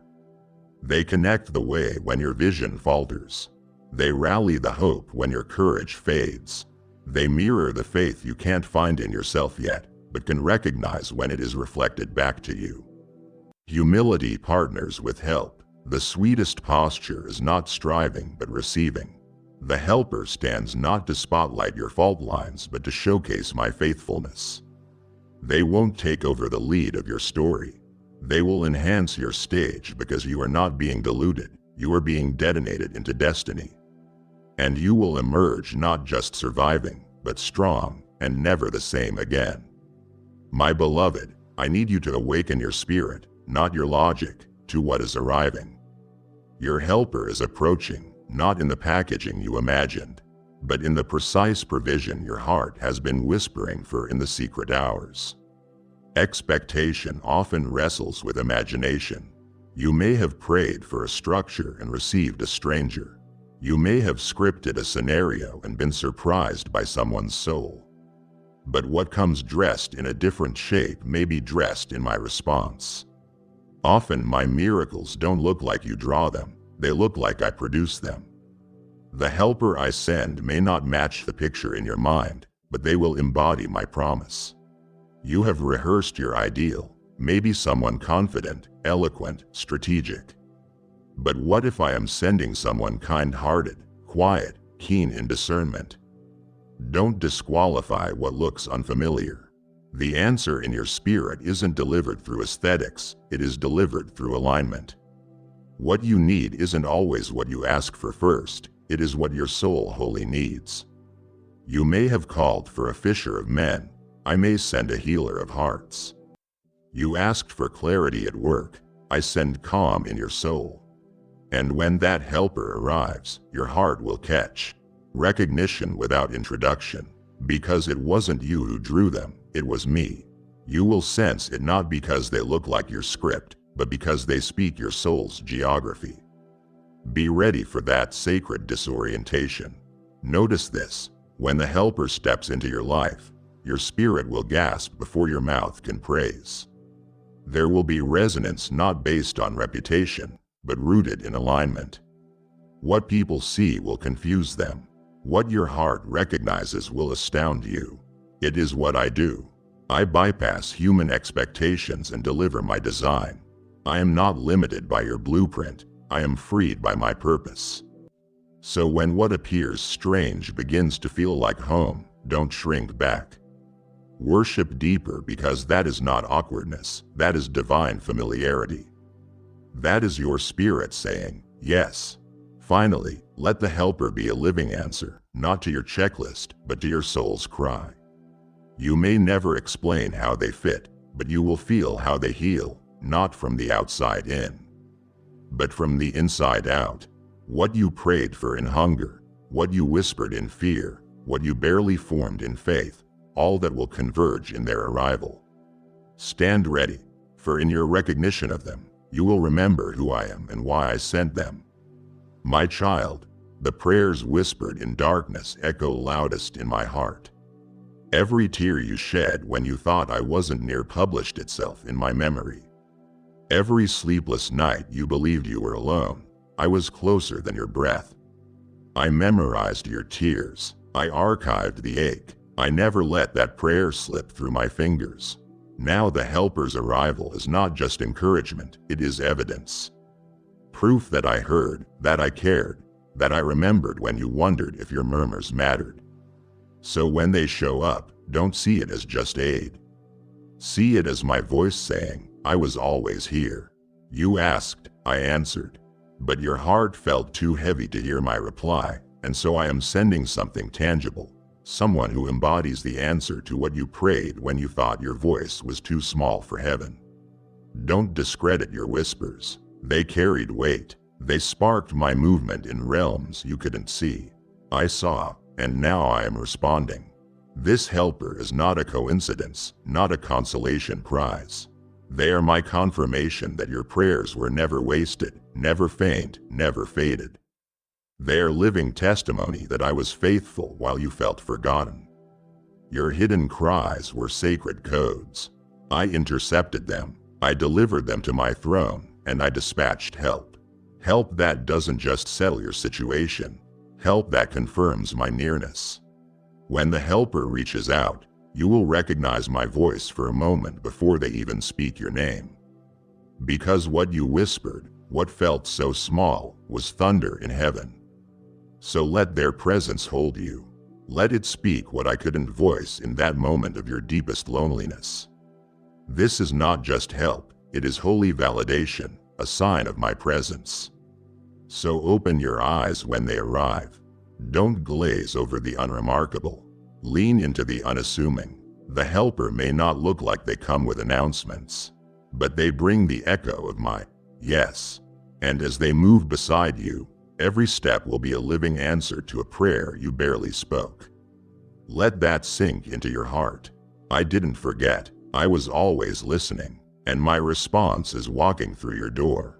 My beloved, listen closely, not to the clamor of distraction, but to the quiet opening of heaven's alignment with your life.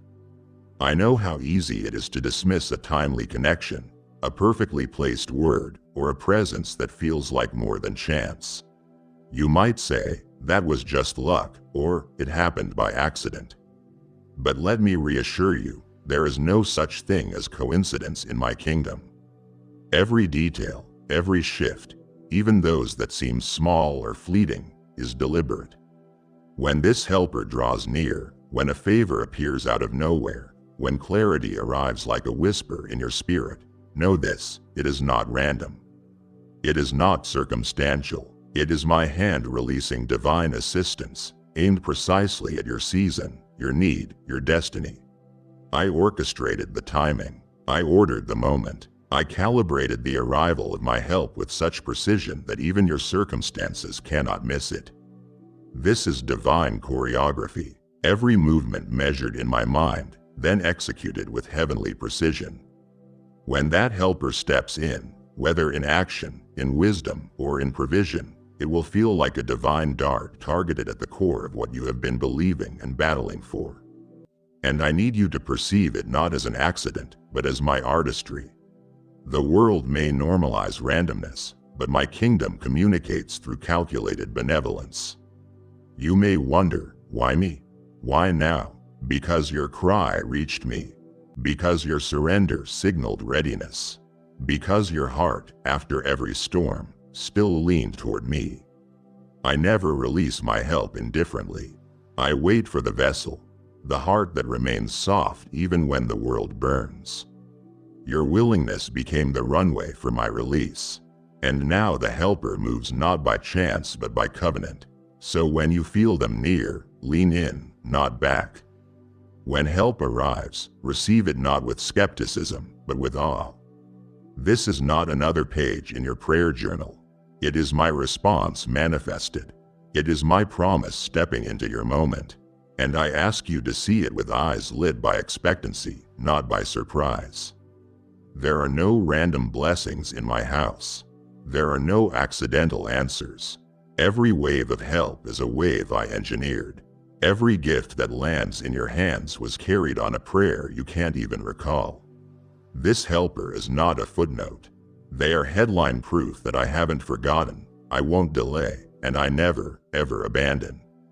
This is divine assistance, sacred, sovereign, tailored, and it has your name written all over it. My dear one, hear this as if the air around you suddenly shifts in response. I am urging you, stay awake spiritually. Keep the fluorescence of your faith lit, steady, expectant, unyielding. Keep your heart primed for the moment my helper enters your story. Because they carry more than mere strength. They carry breakthrough, not just the kind of breakthrough that helps you endure, but the kind that transforms everything you thought you carried into the weightlessness of heaven's favor. This isn't about patching your tank. This is about launching you. This helper comes not as support but as emergence. They don't just lean into your battle. They are the battlefield transformation that shifts the trajectory of your purpose. I say, stay alert, not because I am an alarmist, but because I am the architect. Every divine intersection occurs at a posture. Your posture of awareness, your posture of expectation, your posture of relatable openness allows my helper to step in without delay. If your heart drops into fatigue, if faith flickers into fear, you may miss the moment I arranged. But if you stay alert to my whispers, to subtle shifts in appointment, to the hush breaking into your day, you will see breakthrough arriving on tiptoe rather than with fanfare. And when breakthrough walks in, you will know it even before it manifests in your circumstances. You will feel that seismic hush in your soul. This is your moment. Stay open not just to what you plan, but to what I have prepared. Expect not just help, but holy renovation. Expect not just comfort, but complete reordering. This helper arrives as both balm and builder. They will not just mend what is broken, they will build what belongs. And as long as your hands are unclenched, your spirit unstalled, your hope unclipped, they will craft with tenderness where weariness once bound you. Stay near, not to me, not to them, but to purpose, to the heartbeat of heaven I have placed within your chest. This helper is delivered to accompany your calling, not override it. You are not to become dependent, but aligned. Together, the two of you will step into breakthrough, something your heart has longed for, worked toward, glimpsed in moments of faith, but never fully held. That breakthrough, jubilee in your spirit, justice in your journey, release in your heart, is now hand-delivered by the helper I am sending. You don't need to scramble or strategize or script it perfectly. You just need to stay awake, receptive, aligned, and let me, through this helper, unfold what I have been weaving all along. Oh my child, feel the gravity of this moment. Let everything else go silent, not just around you, but within you. Can you sense it now? Can you feel how everything I have said has been building toward this one truth?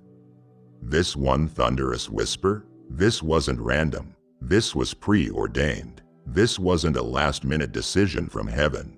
This was a divine design set in place before the foundations of the world were laid. You didn't stumble upon this message, you were drawn to it. You were led here because heaven had something scheduled for you, something tailored, something sacred. And I, your God, your Creator, your Father, I have made this moment for you. You may have walked through seasons where you questioned if I still noticed. You sat in rooms full of people and still felt like the invisible one. You have prayed prayers that echoed back to you with silence, and you have wondered if I was listening, if I had moved on to more important souls. But now, I speak directly to you. I want your spirit to receive this. I was never gone. I never withdrew. I never abandoned you for a second. I have been right here, even when your strength was failing, even when your faith was flickering, even when your tears soaked your pillow and your hands were too weak to lift in praise. I was there, I am here, and I have never stopped orchestrating the details of your deliverance. The helper I have spoken of, yes, they are coming. But don't let their presence distract you from my nearness. They are the extension. I am the source.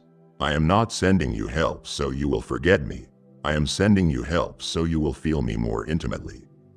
Every step they take toward you is a step I designed. Every word they speak has been whispered first in my heart. Every door they help you open was a door I placed in your future long ago. You are not being thrown a lifeline out of pity. You are being positioned into purpose by precision. This isn't just assistance, it is alignment. And I am in all of it. So in this final moment, I say it again, this time louder inside your soul than any pain or lie could ever shout, you are not alone. You never have been. You never will be. I am the God who stays. I am the friend who sits closer than your silence. I am the helper who comes before help arrives. I am the Father who chose you again and again through heartbreak, through delay, through every unknown. This isn't just my reminder. This is my seal, my signature, my sign to your soul. I see you, I know you, I love you, and I have already arranged everything needed for you to step into the next chapter, not limping, but lit with my glory. Take this helper's hand, yes, but more than anything, take mine. I never let go. Now that I have spoken, sealed, and sent my helper, will you become a sender too? This message doesn't end with you. It is meant to move, to flow, to flood into the lives of those still wondering if I see them. When you give through super thanks, membership, or a one-time offering, you are building the bridge I will walk across into another's aching heart. You are planting the word in soil that is crying out for me. I bless givers like rivers. I don't trickle back, I overflow. Whoever sows generously will also reap generously. Your harvest is chasing your obedience. So hear me, give now. Be the helper I want to send next. Before you leave this sacred moment, speak it aloud or write it boldly in the comments. God, I receive the helper you are sending. Let this be your declaration of faith, your prophetic yes to the breakthrough I have already placed in motion. Don't just scroll past, plant your words as seeds, because every sentence sown in faith becomes a magnet for my movement. I am watching, I am listening, and I am responding to the voice of those who believe. So comment it now, I receive the helper, and let all of heaven align to the power of your agreement. This is your moment of activation. And now, as heaven takes note of your words, listen. Truly listen. I need you to hear my voice right now in this very moment. Do not brush this aside as just another thought. My timing is perfect, and I am speaking to you for a reason. You have been carrying a weight that was never yours to bear. I see it in the way you hold your shoulders, in the tightness of your jaw. I hear the silent conversation of worry that loops in your mind when you try to sleep, the one about your future. The pressure you feel at your job, the unspoken distance that has grown in your family. You feel overlooked, don't you? As if your efforts go unnoticed and your prayers are hitting a silent ceiling. That feeling, that stirring deep within your soul that tells you something must change, it is not your own anxiety speaking. It is my spirit, my very essence, calling directly to yours. This is not a coincidence. This is a divine appointment, a meeting I scheduled for you before the foundations of the world were laid. I knew you would be here, in this exact place, with this specific ache in your heart. The urgency you feel is not because my love for you is fading. That is impossible. My love is the one constant in this universe. No, the urgency is because your peace is within reach right now, and I cannot bear to see you live without it for another second. Every moment you spend trying to figure it all out on your own, trying to carry the world and its troubles, is a moment stolen from the rest and tranquility I offer you. Feel that? A gentle, persistent tap deep inside you. It is not your anxiety. It is me. I am knocking on the door of your heart. I am not standing here with a fist, ready to break the door down. I approach you with a gentle, loving rap that says, I am here. Please let me in. You have tried to manage the locks yourself. You have reinforced the door with your own strength, your own logic, your own plans, but you are tired now. The door has become too heavy for you to open or close, and you feel trapped behind it.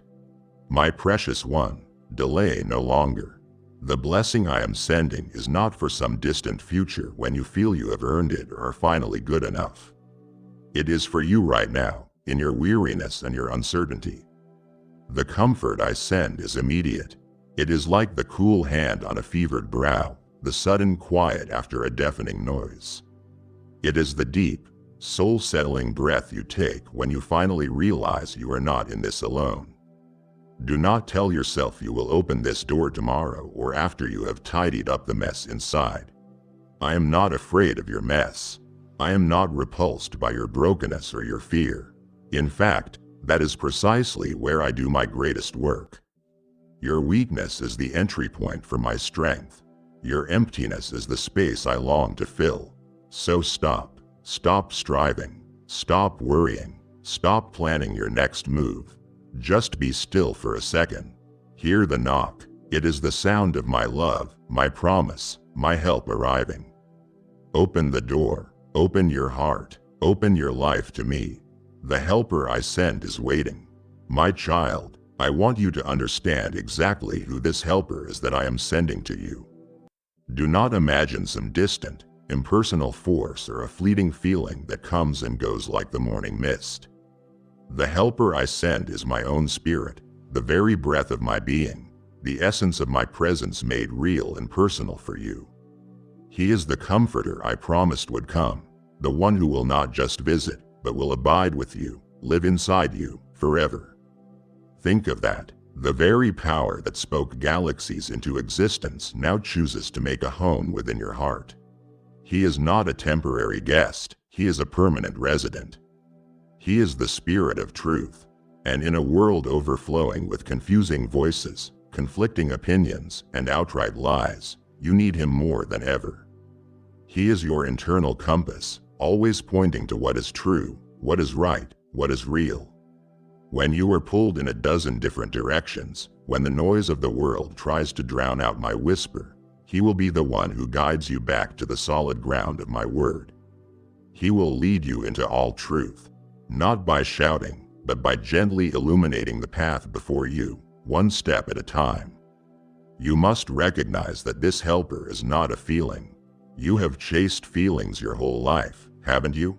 You have sought happiness in achievements, peace in circumstances, and love in the affirmation of others. But those feelings are unreliable. They rise and fall with your situations.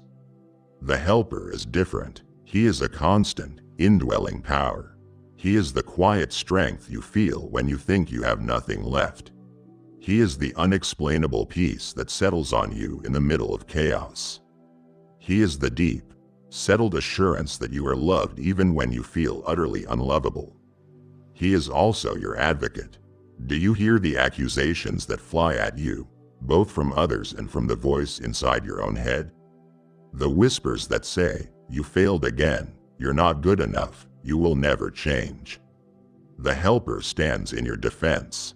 He is your divine lawyer who pleads your case before me, not based on your innocence, but based on the blood of my Son. He silences the accuser by constantly reminding you of your forgiveness, your righteousness, and your identity as my child. He counters every lie with my unshakable truth. So when you feel his presence, do not receive him as a stranger. He is not an outsider. He is the most intimate part of my promise to you. He knows you better than you know yourself. He knows your thoughts before you speak them and your needs before you are even aware of them. He is the answer to the loneliness you feel in a crowded room. He is the fulfillment of my promise that I will never leave you nor forsake you. He is the tangible reality of my love, sent to walk with you, guide you, comfort you, and empower you every moment of every day. Welcome him, speak to him, acknowledge him. He is my personal gift to you, the guarantee that you are never, ever alone. He is me, with you. My beloved, perhaps you are wondering, Why now? Why this urgency today? It is because I see your life not as you do, from the ground level, but from an eternal perspective. I see the season of trial you are standing in, and I also see the one that is just over the horizon. You feel the strain of your current battles, but I see the enemy laying subtle snares for your next steps. I am sending this help now because my love for you is not passive. It is active, protective, and always ahead of your needs. I know the profound weariness of your soul. It is more than just physical tiredness. It is the exhaustion that comes from carrying emotional burdens for too long. It is the fatigue of trying to be strong for everyone else while you feel like you are crumbling on the inside. I know the silent questions you hold in the dark, the ones you are too afraid or too tired to even form into words. Will this ever end? Does anyone see how much I'm struggling? Am I strong enough to handle what's next? My answer to those unspoken pleas is not just a word, it is a person. It is the helper. You have reached a crossroad in your journey. It may not look like a dramatic intersection, but it is a critical turning point. The decision you are wrestling with, the relationship that is in turmoil, the career path that seems uncertain, your next step here is paramount. Your own wisdom and strength have brought you this far, but they cannot take you where I want you to go. You need my divine guidance to navigate what lies ahead, and the helper is the one who will provide it. The enemy of your soul has seen this crossroad too, and he has been hard at work. He has laid snares of discouragement, traps of comparison, and nets of confusion, hoping you will take a wrong turn in your exhaustion. I am sending my spirit now as a brilliant light to expose every single one of those traps before you step into them. He will reveal the enemy's strategy and illuminate the safe path I have prepared for you. Your faith, my child, has been tested. It has been stretched and pulled, sometimes to what felt like its breaking point. You have held on, even by a thread, and that has not gone unnoticed in heaven. Now is the time for your faith to be fortified. It is time for that thread to become an unbreakable cord. The helper is coming to infuse your weary faith with supernatural strength, to build you up and make you unshakable. And finally, I am sending him now because I desire so much more for you than mere survival. I did not create you to just get by, to live in a constant state of putting out fires, to simply endure until the end. That is not the abundant life I promised.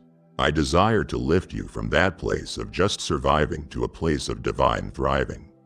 I want to see you living with purpose, walking in power, and overflowing with a joy that does not depend on your circumstances. Your season of just holding on is ending. Your season of rising up is beginning. That is why the helper is here now. Now listen closely, for this is a truth that must anchor your soul. The helper I send is more than just a guide or a comforter. He is the seal of my unbreakable promise to you. In your world, a seal authenticates a document. It is the mark of a king on a decree, the official stamp that proves its origin and its authority. The Holy Spirit is my royal seal upon your life. His presence within you is my personal divine signature declaring to all of heaven, all of earth, and all of hell, this one is mine. He is the seal of your inheritance in my kingdom. You worry about your future, about whether you will make it to the end, about your place in eternity. Let that worry cease today. The Spirit's presence is your down payment, the guarantee of the full inheritance that awaits you. He is the first taste of heaven, the tangible proof that everything I have promised you is real and is already yours in the spiritual realm. He is the guarantee of my covenant with you. A covenant is not a contract that can be broken if one party fails to perform. It is a blood-sworn oath, a bond that cannot be shattered. I have made a covenant with you through my Son, and the Holy Spirit is the living embodiment of that covenant within you. He is the constant, abiding evidence that my promise to you does not depend on your perfection but on my faithfulness. When you feel you have failed, when you stumble, when your performance is weak, the enemy will rush in to tell you that you have broken the deal and lost your place. But you must hold up the shield of faith and remember the seal. My spirit in you is the guarantee that my covenant holds fast. It can never be broken. His presence is a constant reminder that you are chosen and cherished. You are not an afterthought. You are not a cosmic accident. You were chosen by me before you were ever formed. His indwelling is meant to silence every doubt about your sonship and your daughtership. That nagging feeling of being an orphan, of having to earn your place, of being an outsider looking in, that is not from me. That is a lie from the pit of hell. The helper's primary role is to bear witness with your spirit that you are a child of God, a true heir. Let his quiet assurance deep within you be louder than any voice of condemnation. This is not a temporary gift that I might retract if you displease me. No, this is an eternal pledge of my faithfulness. The gifts and calling of God are irrevocable. Once I have placed my seal upon you, it is for eternity. Trust in this seal. Build your life on this reality. It is backed by the full and absolute authority of heaven. The one who holds the stars in place and calls them by name has marked you as his own forever. Nothing and no one can ever snatch you out of my hand. My child, since I am sending you such a precious gift, it is important that you prepare your heart to receive him. This is not a complex series of religious tasks. It is a simple, sincere turning of your heart toward me. First, I need you to quiet your soul. The world is so loud, is it not? The demands, the notifications, the endless stream of news and opinions, they all clamor for your attention. But to receive my spirit in his fullness, you must intentionally create stillness.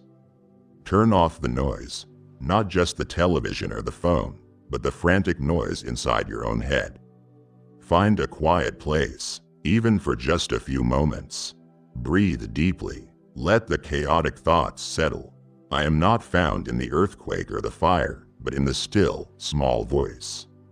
I am asking you to make space for that stillness, to give me a quiet room in your heart where we can commune. I invite you to humble yourself before me. Humility is not thinking less of yourself, it is thinking of yourself less. It is the honest acknowledgement that you need my intervention. It is letting go of the pride that says, I can handle this on my own. I want you to simply admit your need. Speak the words aloud if you must. Father, I cannot do this alone. I need you. I need your help. That simple, honest prayer is one of the most powerful you can ever utter. It unlocks the floodgates of my grace. As part of this, I ask you to release the tight grip you have on your own understanding. You have been trying to figure everything out, to connect all the dots, to control every outcome. But my ways are higher than your ways. Preparing your heart means making room for my wisdom by setting aside your own limited perspective. It is an act of trust, saying, I don't have all the answers, but I trust the one who does. Come to me with a clean heart. Take a moment and ask me to show you if there is any unconfessed sin, any bitterness, resentment, or unforgiveness you are holding on to. A pure heart is a ready vessel for my spirit. You must understand that confession is never about me shaming you or making you feel small. It is simply you agreeing with me that something is cluttering the space between us, standing in the way of the deep intimacy I desire. Think of it like cleaning out a beautiful room to make space for a treasured guest. When you confess, I am faithful and just to forgive you, to wash you clean, and to remove all unrighteousness, effectively making your heart a warm, welcoming home for my spirit. Once that room is swept clean, I want you to fill it by declaring your faith. Faith is the only currency that matters in my kingdom. Speak it aloud. Open your mouth and say, I believe your promise is for me. I believe you are sending the helper. There is power in your voice. Hearing yourself say it will strengthen your own belief. From there, I need you to cultivate a posture of high expectation. Do not approach me with a passive, we'll see what happens, attitude. I want you to be like a child on their birthday morning, waking up early, eagerly anticipating the gifts they know are waiting for them. Be ready to receive what I am so eager to give. Quiet your soul, humble your heart, release your tight grip on control, and confess what is needed. Declare your faith, and then expect me to act. Your prepared heart is the place my spirit longs to fill to overflowing. My child, your heart is now prepared, a quiet room made ready for your king. It would grieve my spirit deeply if you were to close the door now, just as I am about to step inside to bring the comfort you have so desperately craved. There is so much I long to do in this sacred space we have made together. Please, do not leave me standing at the threshold. Walk with me a little further, my precious child. When the Helper arrives in the quiet room of your prepared heart, do you know the very first thing he will do? Before he gives you strength to fight, before he imparts wisdom to lead, he will bring comfort. This is his first and most tender work. He comes as the divine comforter to soothe the hidden aches of your heart, the ones no one else can see, the ones no one else can understand. I know you carry sorrows you have never spoken of, disappointments that are buried so deep you barely acknowledge them yourself. You put on a brave face for the world, smiling while you hurt, but I see the hairline fractures in your spirit. The Helper will go directly to those fragile places. His touch is not intrusive, it is infinitely gentle. He will apply the healing balm of my love to wounds you thought would never close. He will bring my peace. And I want you to truly understand what this peace is. It is not merely the absence of trouble. The world offers a temporary peace that only exists when your bank account is full and everyone is being nice to you. The moment a storm hits, that worldly peace evaporates. My peace, the peace the Helper brings, transcends all earthly circumstances and human understanding. It is a deep, unshakable calm that anchors your soul in the middle of a hurricane. It is the supernatural ability to be still and know that I am God, even when everything around you is spinning out of control. This is the peace that will guard your heart and your mind like a sentry. He will come to wipe away the tears of your sorrow and replace them with the oil of joy. I see every tear you cry, not one falls to the ground unnoticed by me. Each one is precious. The Helper comes to gently wipe them away, not by making you forget your pain, but by giving you a new and higher perspective. He will show you how I am working even in your suffering to bring about something beautiful. In your moments of most profound loss, the loss of a loved one, a dream, or a cherished relationship, his presence will be your unshakable solace.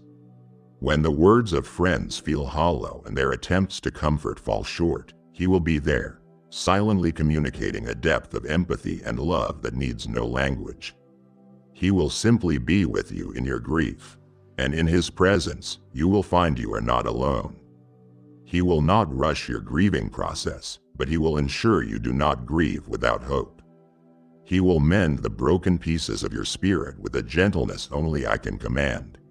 Life has a way of shattering things, does it not? Your trust, your innocence, your hope. Sometimes you are left feeling like a broken vessel on the floor. But the Helper is a master craftsman. He will carefully gather every single broken shard of your heart and spirit. He will not discard the pieces you think are too damaged or ugly. With skillful, loving hands, he will put you back together, and the places where you were broken will become the most beautiful and strongest parts of you. Filled with the golden light of my glory, it is crucial you understand that his comfort is not a distraction. It is not a spiritual painkiller meant to numb you for a little while. He offers deep, restorative, and powerful healing. He does not cover up the wound, he cleanses it and heals it from the inside out. He doesn't just manage your pain, he transforms it to open your heart to him. Show him where it hurts. The Comforter has come to bring you a healing so complete it will change you forever. My child, let us speak plainly about the confusion you face. Life is not a straight road, it is full of forks, unmarked turns, and sudden detours. I see you standing at these junctions, paralyzed by the fear of making the wrong choice. You agonize over decisions big and small, a career move, how to handle a conflict with a loved one, where to invest your time and your heart. The weight of these choices can be crushing. This is where the helper steps in, not just as a comforter, but as your ever-present divine counselor.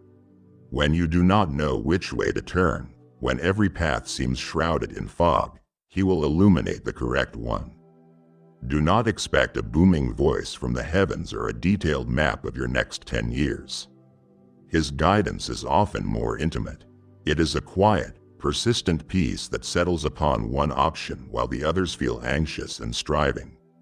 It is a single step made clear, like a flashlight beam in a dark forest, showing you where to place your foot next, requiring you to trust that the light will move with you. You know how he often speaks? He will bring my scriptures to your remembrance at the precise moment of need. You might be spiraling in anxiety about your finances, and suddenly a verse you read years ago about my provision will rise to the surface of your mind, cutting through the panic. You could be in a heated argument, about to speak words of anger, and a gentle reminder that a soft answer turns away wrath will come to you unbidden. This is not just your memory at work. This is the helper, your counselor, actively bringing my living word to bear on your present reality. He gives you wisdom far beyond your own years and experience, especially to navigate complex relationships, the difficult person at work, the family member who drains your spirit, the friend you do not know how to help. You do not have the answers for them, but the helper does. He will give you the right words to speak or the wisdom to remain silent. He will grant you a surge of supernatural patience when yours has run dry. He will show you where to set loving boundaries and where to extend grace, counseling you in the delicate art of loving others as I love you. In your prayer life, you have moments where the ache in your soul is too deep, the confusion too thick to articulate. You kneel down and the only words you have are, "Help me." It is in these moments that the counselor does his deepest work. He takes the wordless groans of your spirit, the raw emotion of your heart, and translates them perfectly before my throne. He helps you pray when you no longer know how, interceding for you according to my perfect will. This partnership transforms your prayer from a monologue of requests into a true dialogue. He will provide profound clarity in your decisions, helping you to distinguish my voice from all the others, the voice of fear, the voice of ambition, the voice of other people's expectations. My voice, through him, will always lead to peace, even if the path is difficult.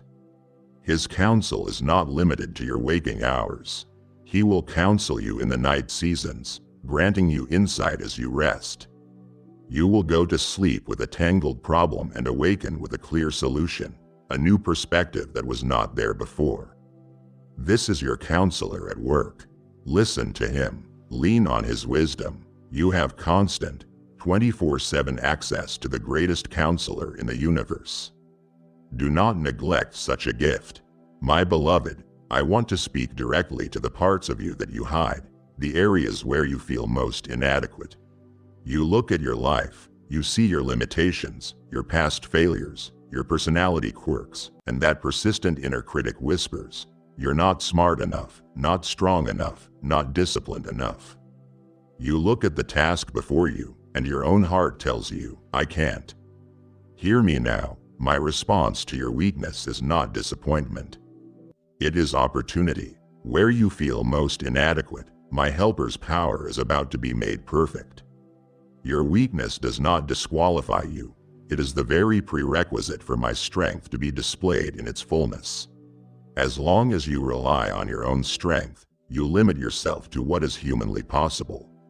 But when you come to the end of yourself and admit, "I can't do this," you have just opened the door for the helper to step in and say, "I know. But through me, you can." This is true even in your physical body. I see the exhaustion in your bones, the chronic pain that you endure, the frailty that frustrates you when your body feels weak. The Helper is the strength within your spirit that enables you to endure. He is the quiet resolve that gets you out of bed on days you feel you cannot move. He is the supernatural grace that allows you to show kindness when you are in pain. He is the reminder that your true life is not defined by the limitations of your physical shell. He empowers your immortal spirit to reign over your mortal body. And what about those temptations, those patterns of behavior you despise in yourself? That flash of anger, the sharp-tongued response, that habitual sin you have sworn to conquer 100 times only to fall again. You have tried to defeat it with willpower and self-discipline, and you have failed. The Helper is your way of escape. He empowers you to stand firm against the temptations that once overwhelmed you. He does not always remove the desire, but in the moment of choice, He provides a strength that is not your own, a power to say no and to turn toward me instead. He is the source of your endurance. There are days you want to give up, quit the job, walk away from the difficult relationship, abandon the calling that has become too hard. The feeling of being overwhelmed is a powerful adversary. The Helper is the one who grants you the endurance to persevere when every fiber of your being wants to quit. He is the one who whispers, just one more step, just hold on for one more day. He infuses you with a holy grit, a staying power that comes not from you but from Him. Your weakness, my child, is the very canvas upon which He will display my glory. Do not despise it, do not hide it in shame. When people see you with your visible struggles and known limitations accomplishing things that should be impossible for you, they will not give you the credit. They will see my power at work, and I will get the glory. He will take your "I can't" and transform it into a testimony.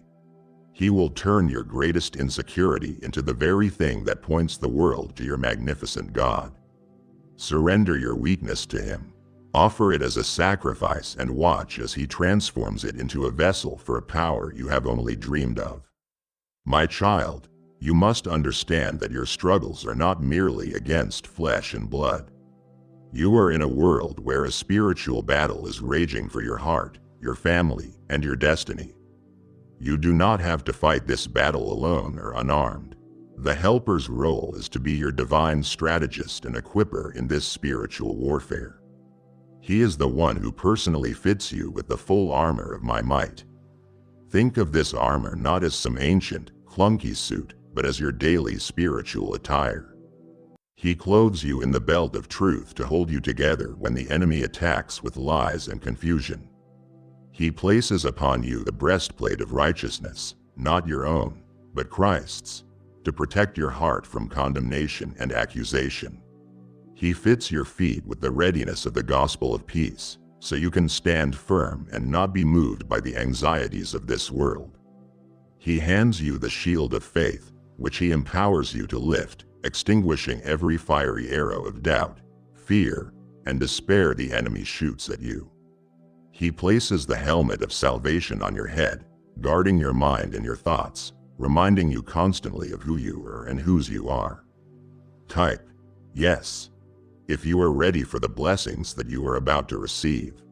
And if you believe in Christianity, kindly show your support for our community by contributing super thanks from $50 to $100. And He places in your hand the sword of the Spirit, which is my word, teaching you how to wield it with precision and power. The Helper is your divine intelligence.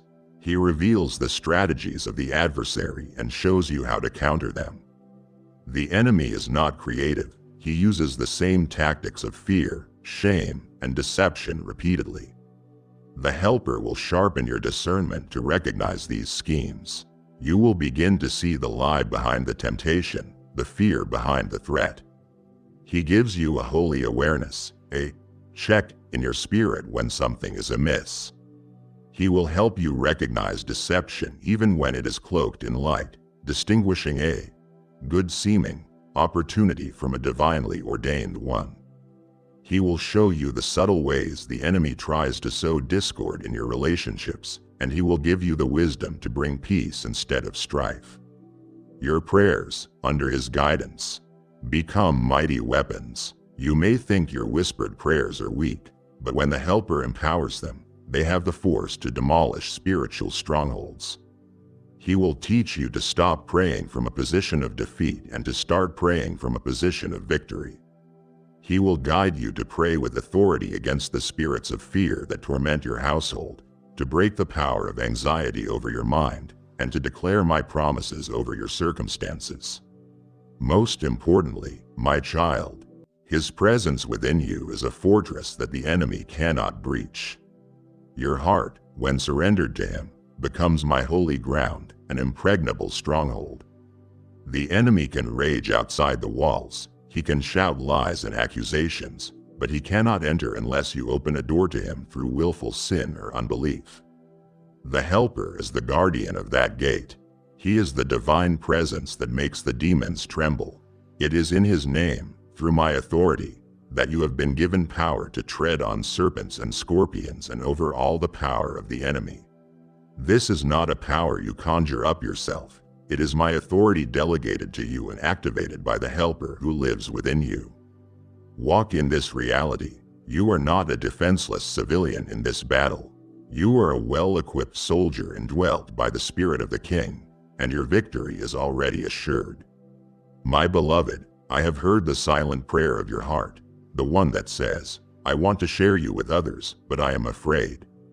I see your fear, the fear of rejection, of being misunderstood, of not having the right answers, of being mocked for your faith. This fear has held you captive, reducing your voice to a timid whisper when I created it to roar like a lion. The Helper I send comes to shatter that cage of fear. He will come and do a divine exchange within you, replacing your fear with a holy boldness to be my witness in the world. This boldness is not arrogance or aggression. It is a quiet, unshakable confidence that comes from being so secure in my love for you that the opinions of others lose their power. It is a deep conviction that the truth you carry is a life-saving gift that you cannot keep to yourself.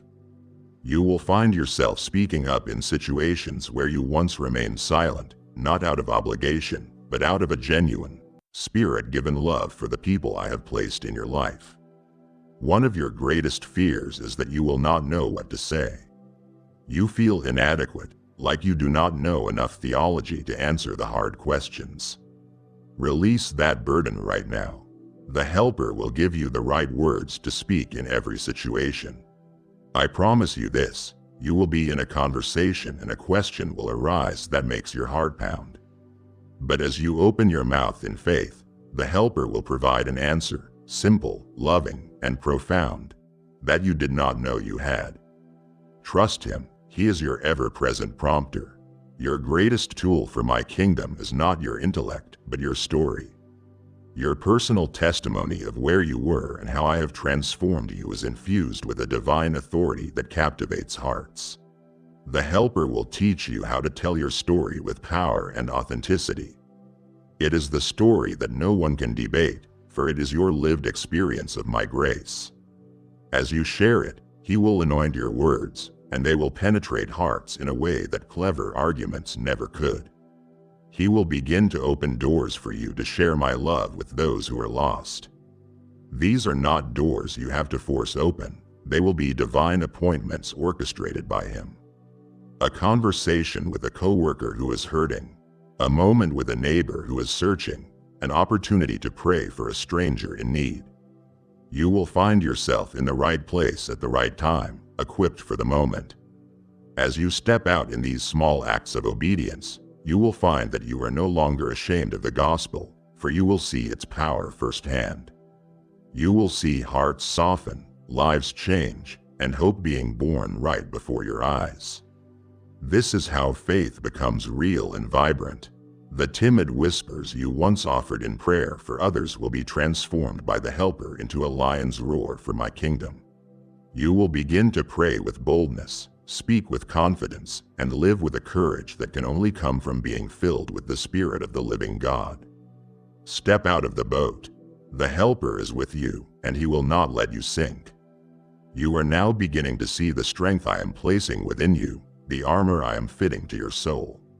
My heart aches at the thought of you turning away now, equipped for battle but unaware of the incredible spiritual discernment and the very character of my son I wish to grow within you. Do not receive the tools for victory only to walk away from the battle plan. Stay, and let me show you more. My child, you live in a world of shadows and illusions where things are often not what they seem. Truth and error are constantly intertwined, and good intentions can lead down dangerous paths. Because I love you and desire to protect you and your household, the Helper comes to bestow upon you the gift of supernatural discernment. This is a gift you must earnestly desire and cultivate. It will allow you to see beyond the natural and to perceive what is happening in the spiritual realm. You will begin to look at situations and see the spiritual forces at play behind them. You will see a conflict in your family not just as a disagreement, but as an attack of the spirit of division. You will see a friend's chronic despair not just as a psychological issue, but as a spiritual battle with a spirit of hopelessness. This perspective is a game changer. It allows you to stop fighting people and start fighting the real enemy with the right spiritual weapons. A crucial function of this gift is the ability to distinguish between spirits of truth and spirits of error. There are many teachings, many voices, and many so-called prophets in the world today. Many of them sound appealing and wise, but they subtly lead people away from the simplicity and purity of devotion to me. The Helper will act as a spiritual filter within you.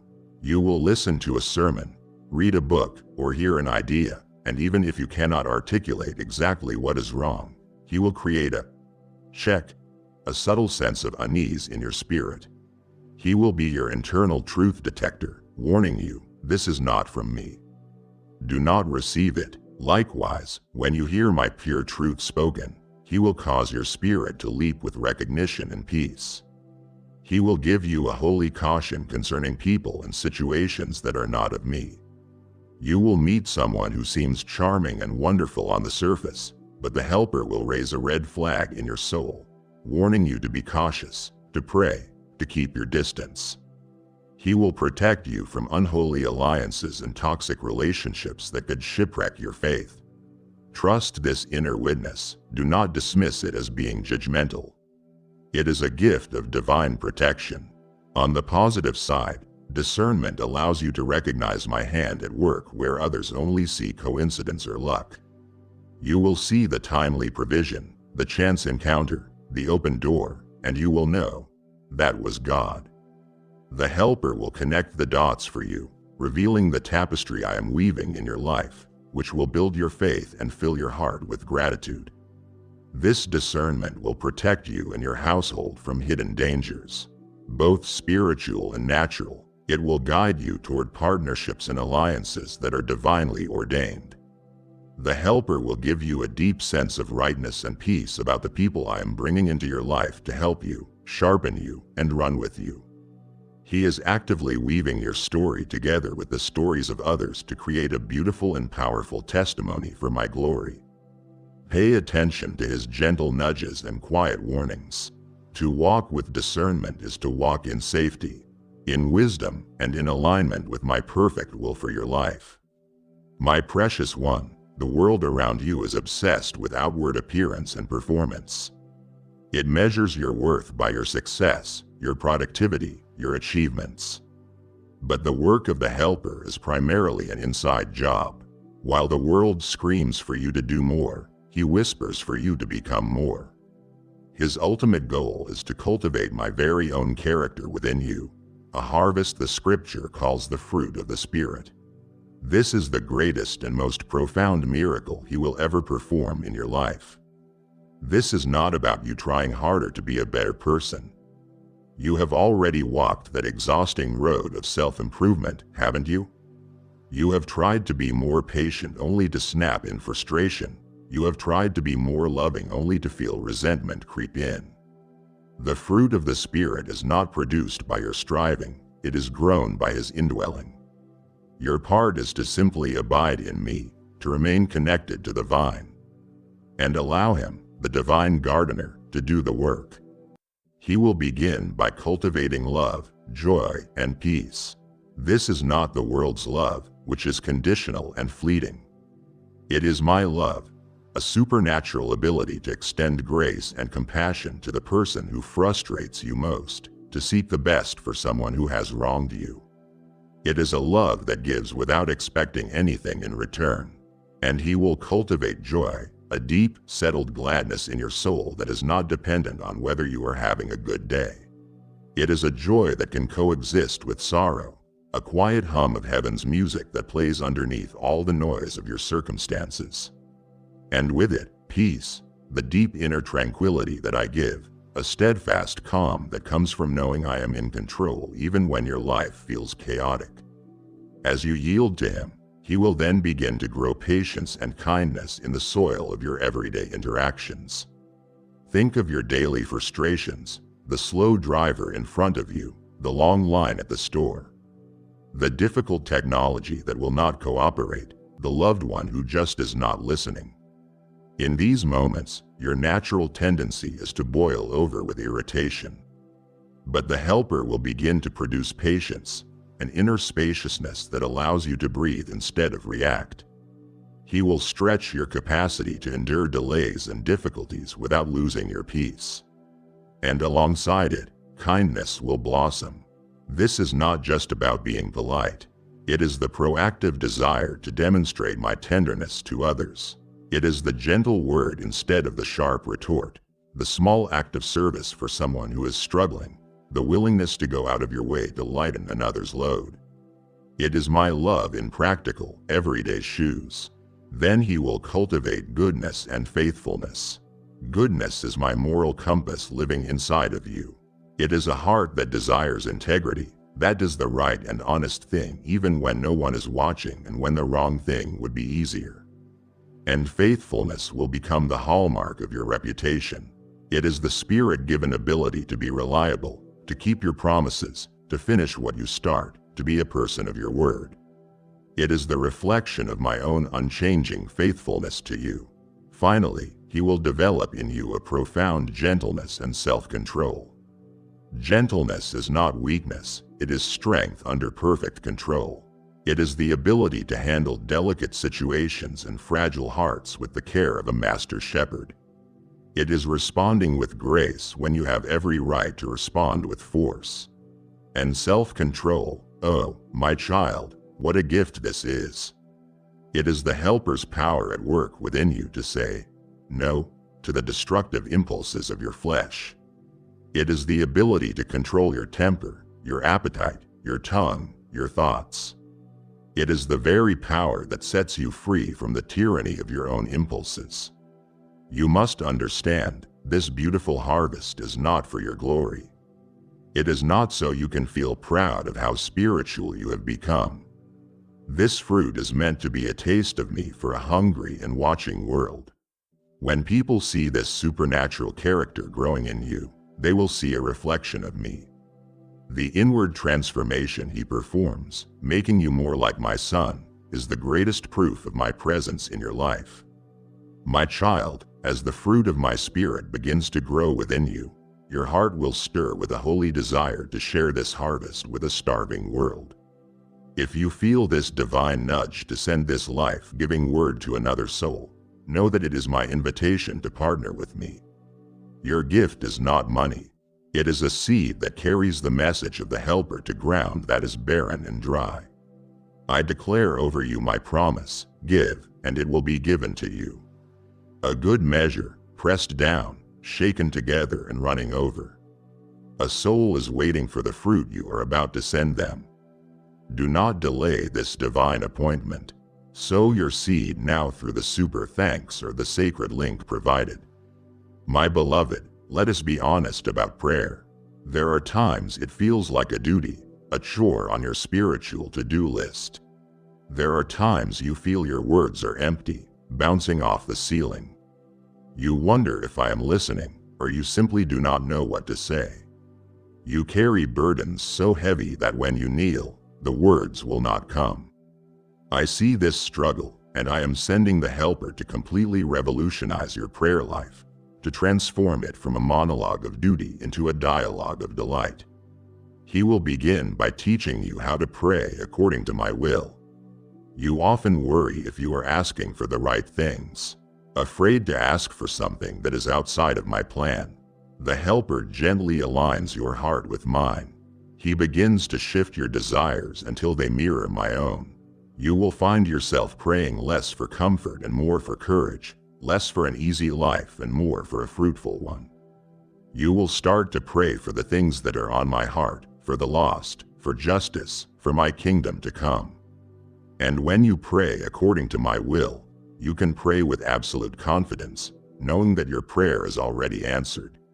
In your moments of deepest anguish or confusion, when your heart is too heavy for words, the Helper will intercede for you. This is one of the most beautiful aspects of his ministry. He takes your sighs, your tears, your wordless pain, and he translates them into perfect prayer before my throne. The Bible says he intercedes for you with groanings too deep for words. He understands the ache in your soul perfectly, and he communicates it to me with perfect clarity. You are never praying alone. Even when you are silent, the Spirit within you is crying out on your behalf. This partnership will cause a fundamental shift in your prayers. It will move from being a list of wants to a deep, intimate communion with me. The goal will no longer be to get things from me, but simply to be with me. You will find yourself wanting my presence more than my presence. Of course, I still want you to bring your needs to me, but they will be discussed in the context of our relationship, a child speaking with their loving father, not an employee submitting a request to their boss. This new intimacy will give you the faith to ask for mountains to be moved. As you spend time in communion with me, led by the Helper, your understanding of my power and my love for you will grow exponentially. Your faith will be built up, and you will start to pray with a boldness that may surprise you. You will ask for impossible things, not as a wild gamble, but with the calm assurance that you are asking the one for whom nothing is impossible. A vital part of this transformation is that you will learn to listen in prayer as much as you speak. The Helper will teach you to quiet your own thoughts and to be still, creating space to hear my response. You will learn to recognize my voice in a gentle thought, a picture in your mind, a scripture that comes to life, or a persistent sense of peace. Prayer will finally become a true two-way conversation. And through all this, a wonderful change will occur. Prayer will cease to be a duty and will become your greatest delight. It will be the place you run to for refuge, the source of your strength, the wellspring of your joy. It will be the most anticipated part of your day, where you are realigned, refreshed, and reminded of my infinite love for you. This is the prayer life the Helper is waiting to build with you. My child, I have given you a priceless treasure in my word, the Bible. Yet I know that for you, it has sometimes felt more like a locked chest than an open treasure. You have opened its pages and felt lost in ancient names and confusing laws. You have read its words and felt they were dry, dusty, and disconnected from your modern life. You have struggled to understand how these old stories could possibly speak to your current pain, your specific situation. Hear me, beloved, the Helper I send is the divine key to unlock this treasure for you. You must remember, he is the divine author. The very Spirit who breathed these words into the prophets and apostles of old now lives inside of you. Can you imagine a more perfect guide? It is like having the author of a complex book sitting right beside you, ready to explain every chapter, to reveal the hidden meanings and the overarching theme. This is what the Helper does when you open my word with a hungry and humble heart. You will find that passages that were once confusing will become clear and profoundly personal. You will read a story you have read a dozen times before, and suddenly a truth will leap off the page and pierce your heart. You will see yourself in the story. You will understand its application to your life in a way you never have before. These are the alive moments orchestrated by the Helper. He pulls back the veil and allows you to see the spiritual truth shimmering beneath the surface of the text. My word will cease to be a static book and will become a living, active force in your life. The Bible says it is sharper than any two-edged sword, and the helper is the one who wields it in your heart. As you read, he will use its truth to cut away lies you have believed, to convict you of sin that is hindering you, to comfort you in your sorrow, and to strengthen you in your weakness. It will no longer be just information you are acquiring, it will be a transformation you are experiencing. The helper will show you my promises for you, hidden like treasures in every book. You will begin to read the Bible not as a history book, but as my personal letter written directly to you. You will highlight verses and passages, and you will feel with an unshakable certainty. This promise is for me. This is what my Father is saying to me today. Reading the Bible will become a treasure hunt with the Holy Spirit as your guide, pointing out the specific gems of truth and encouragement that you need for that very day. And yes, he will use my word to correct, rebuke, and train you in righteousness. Do not be afraid of this. It is the work of a loving father, a master coach training a beloved athlete. He will use scripture to show you where your thinking is wrong, where your path is straying, where your character needs to be refined.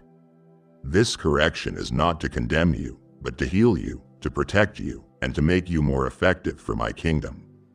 So I invite you, open my word. Do not be intimidated by it any longer. Before you read, whisper a simple prayer: Holy Spirit, teach me. He is waiting to turn the black letters on a white page into a vibrant, life-changing encounter with the living God. My child, look at the brokenness around you and the brokenness within you. It is the scar that sin has left upon my beautiful creation. You carry wounds from your past. You live with the consequences of poor choices, yours and others, and you see dreams that have withered and died. It is a world of aches, regrets, and losses. But I am a God of restoration. I do not just forgive, I heal. I do not just patch things up, I make all things new. And the helper I send to you is the primary agent of my healing and restorative power in your life. This healing is not limited to one area. It is for your entire being, your spirit, your soul, and your body. He comes to heal your spirit by restoring your intimate connection to me, cleansing you from guilt and shame. He comes to heal your soul, your mind, your will, and your emotions from the trauma and pain it has endured. And yes, he is the agent of my physical healing power, able to bring life and health to your mortal body. One of the most beautiful promises in my word is that I will restore the years that the locusts have eaten. Do you feel that promise is for you? Do you look back with regret on wasted time, lost opportunities, years spent in rebellion or fear? Do you feel that the best parts of your life have been consumed by struggle? The helper is the one who makes this promise a reality. He does not turn back the clock, but he does something even more miraculous. He redeems the time. He will bring an accelerated season of growth and blessing into your life that will more than make up for what was lost. He will take the ashes of your past and use them to create something beautiful, proving that no part of your story is ever wasted in my hands. He comes to heal the deep-seated wounds of past trauma and rejection. There are hurts that no human counselor, no friend, no amount of positive thinking can touch. They are like spiritual shrapnel lodged deep in your soul, affecting your thoughts, your relationships, and your choices. The helper is a divine surgeon with infinite tenderness and precision. He can go to those deepest places and remove the source of the pain, healing the wound from the inside out. He is also the great mender of broken relationships. Where there has been strife, betrayal, and painful separation, he can bring reconciliation. He cannot force another person's will, but where there is even a flicker of willingness to forgive, the helper can work miracles. He can soften hardened hearts, restore communication, and rebuild trust where it was completely shattered. And what of your dreams? Those callings you felt from me that now lie dormant, buried under years of disappointment and practicality? You think they are dead, but the Helper can breathe new life into them. He is the spirit of resurrection. He can take a dream you had given up on, a calling you had abandoned, and reignite it with a holy fire, showing you that with me, it is never too late. You must understand, my child, his restorative work is thorough.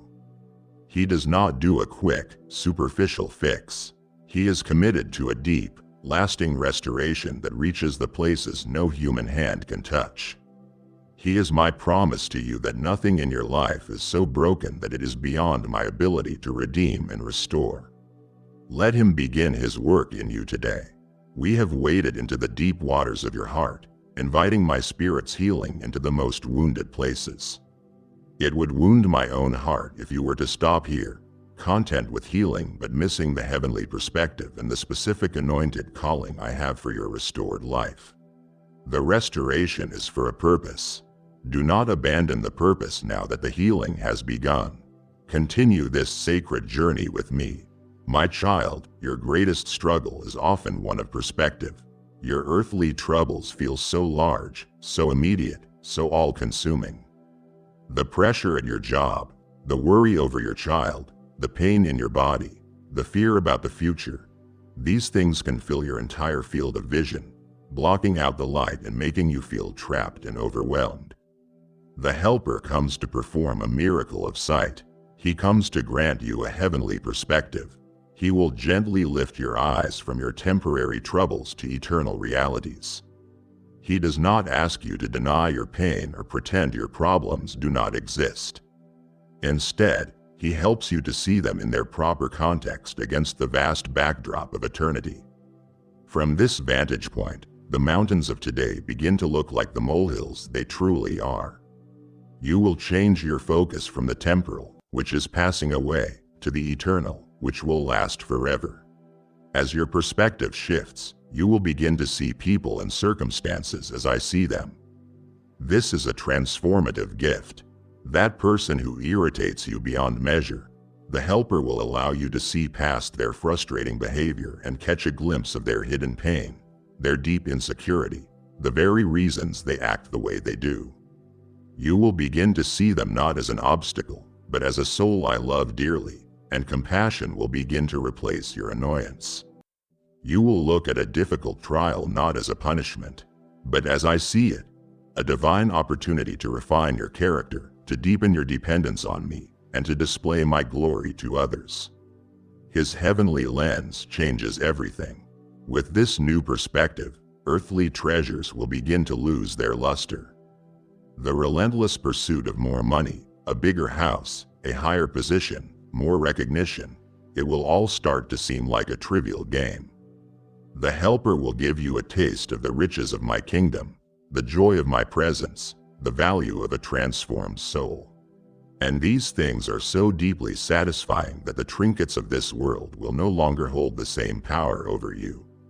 Your desires will change. This eternal viewpoint will give you an unshakable hope that is an anchor for your soul. Worldly hope is fragile. It is based on circumstances improving. But the hope the Helper gives is based on me, my unchanging character, my sovereign power, and my unfailing promises. It is a hope that holds fast in the storm because it is anchored in the bedrock of eternal truth. Not the shifting sands of your situation.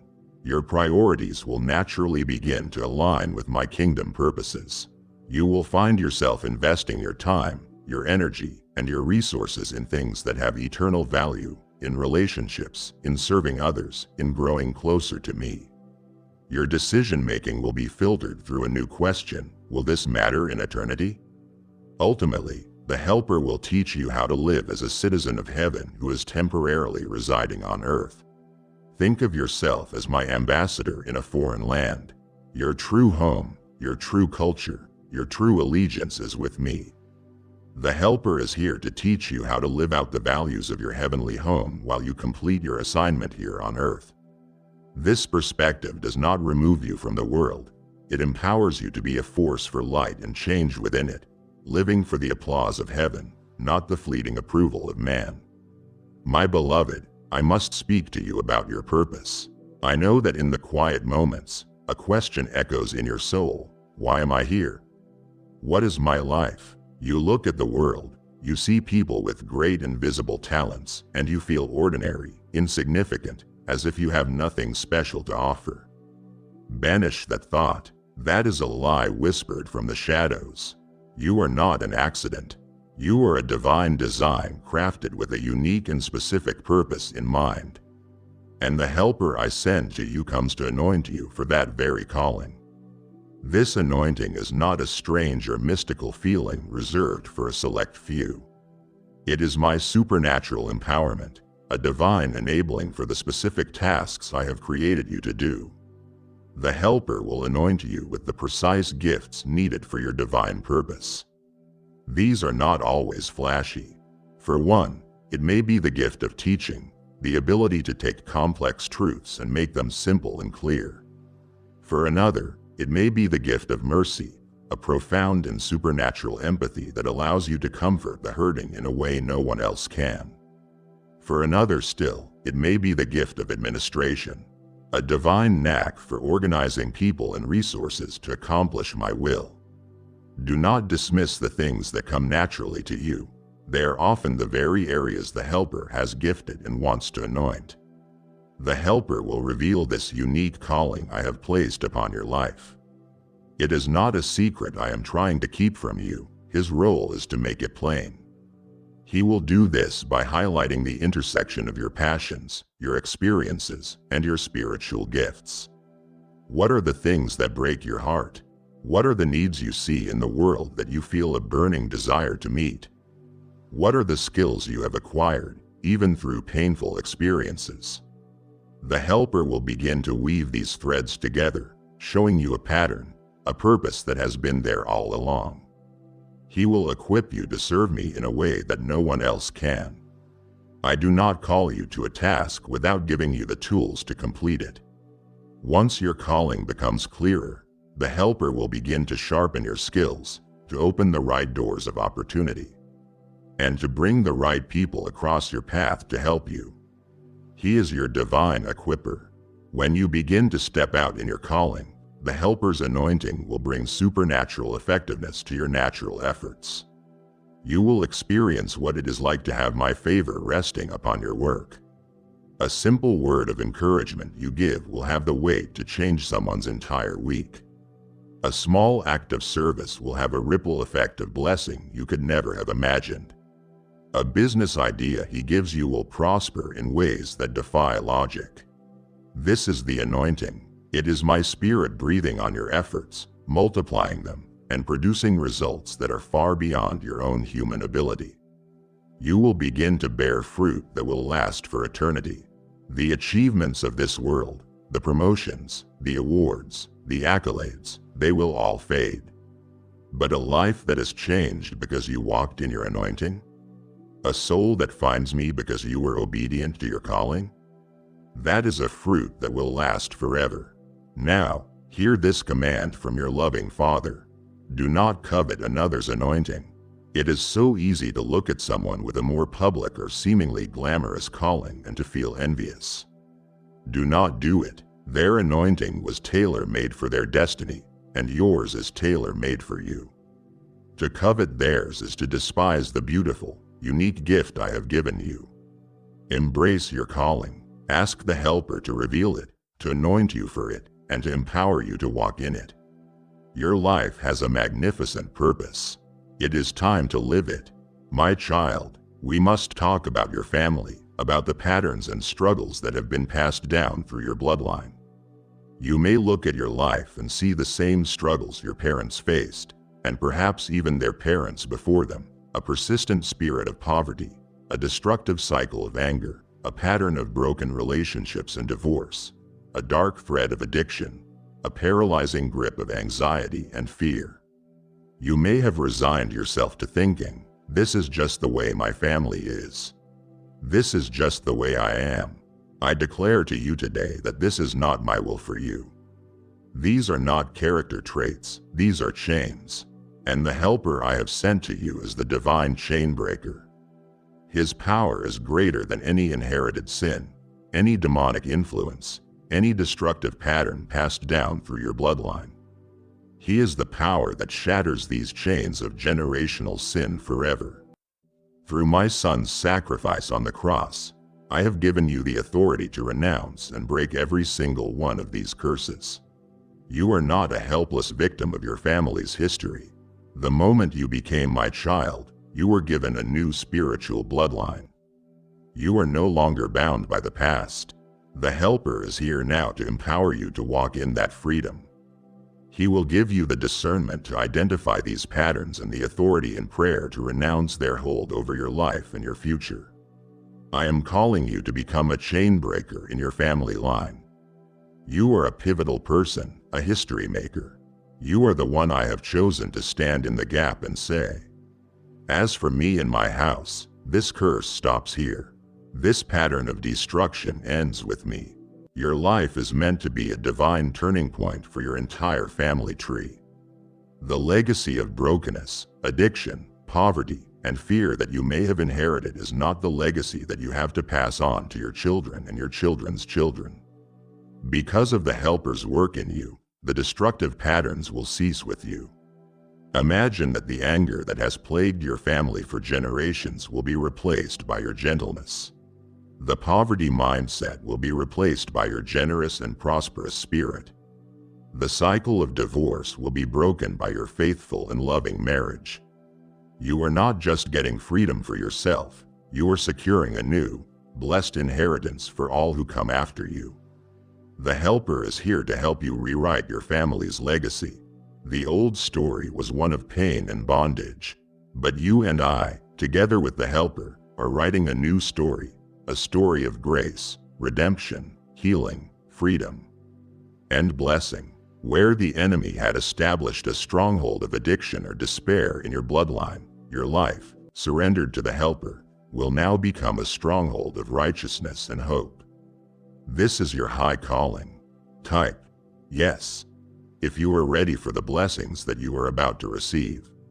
And if you believe in Christianity, kindly show your support for our community by contributing super thanks from $50 to $100. Do not be afraid of it. The power to do this is not in you. It is in the Helper who dwells within you. Stand up, my child. Take your authority. Speak to those mountains of generational sin and command them to be cast into the sea. You are a chain breaker. It is time to set your family free. My beloved, of all the things the Helper has come to do, none is more important, none is closer to my heart than this. His primary mission is to draw you into a deeper, more intimate relationship with me. All the other gifts, the comfort, the guidance, the power, the discernment, they are all means to an end. And the end is simply this, that you would truly know me. Not just know about me, but to know me as your dearest friend, your safest refuge, your wisest counselor, your most loving Father. For too long, your relationship with me may have been based on duty, on rules, on a distant sense of reverence. The Helper has come to demolish that distance, to break down the formal walls, and to usher you into the very throne room of my grace, not as a trembling servant, but as a beloved child running to their Father's arms. He has come to reveal my heart to you. You have read in my word that I love you, but he has come to make you feel it. He will show you the depths of my affection, the tenderness of my compassion, the fierceness of my protection. He will reveal my delight in you, the joy you bring to my heart simply by being you. The Helper will teach you to experience my presence not just in a church building on a Sunday morning, but in the most mundane moments of your life. You will be washing the dishes, driving to work, or folding laundry, and suddenly you will be overwhelmed by an awareness of my closeness, my love. He makes the sacred secular and the secular sacred, filling your entire life with the awareness of my presence. This intimacy, my child, will become the source of your greatest strength and your deepest joy. When you are truly walking in close fellowship with me, the need for the world's approval fades away. The fear of the future subsides. The sting of past wounds lessens. Your strength will no longer come from your own reserves, but will be a constant overflow from being connected to me, the source of all strength. Your joy will no longer be dependent on your circumstances, but will flow from the unshakable reality of my love for you. There is a profound difference between knowing about me and truly knowing me.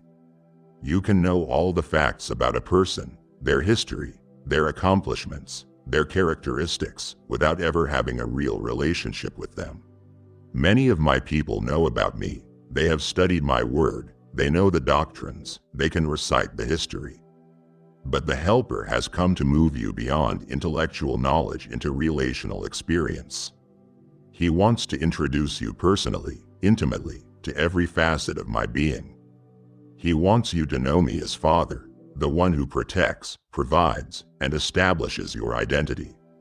He wants you to know me as friend, the one you can talk to about anything, who shares his secrets with you and delights in your company.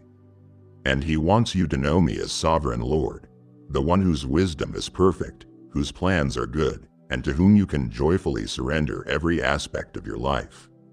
This is the great adventure. This is the purpose for which you were created. Let the Helper lead you. Let him draw you closer.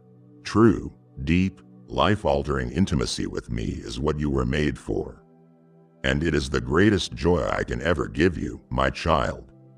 This glorious relationship with the Helper is not meant to be a mystical, once-in-a-lifetime experience. It is meant to be a practical, moment-by-moment partnership. I want to give you simple, grounded ways that you can learn to walk with him and partner with him daily. This is how you move from theory to reality. Your partnership begins the moment you wake up. Before your feet hit the floor, before you reach for your phone, before the worries of the day rush in. I want you to acknowledge his presence. Whisper a simple greeting. Good morning, Holy Spirit. Thank you for being with me. What are we doing today? This simple act changes everything. It frames your day not as something you have to get through on your own, but as a joint venture, a divine partnership. It invites his guidance and his presence into every moment before the day even begins. Throughout your day, I want you to learn to be sensitive to his gentle nudges and promptings. Do not expect him to shout. His voice is often a whisper, a gentle impression on your heart. It might be a sudden thought to pray for a specific person, a quiet urge to call a friend who is struggling, a check in your spirit telling you not to say something you were about to say, or a feeling of peace guiding you toward a certain decision. Follow these nudges, for they are the footsteps of the divine leading you home. Listen closely to the quiet thoughts surfacing in your mind right now, because these are not random ideas. These are the gentle whispers of your divine partner. Please, do not ignore these nudges or brush them aside as your imagination. The more you respond to them, the clearer his voice will become in your life. This leads to a vital step called immediate obedience. When the Helper convicts you of a wrong attitude, prompts you to apologize to someone, or directs you to perform a small act of kindness, do it right away. Do not delay and do not try to reason it away with logic. Obedience is simply a language of love and trust.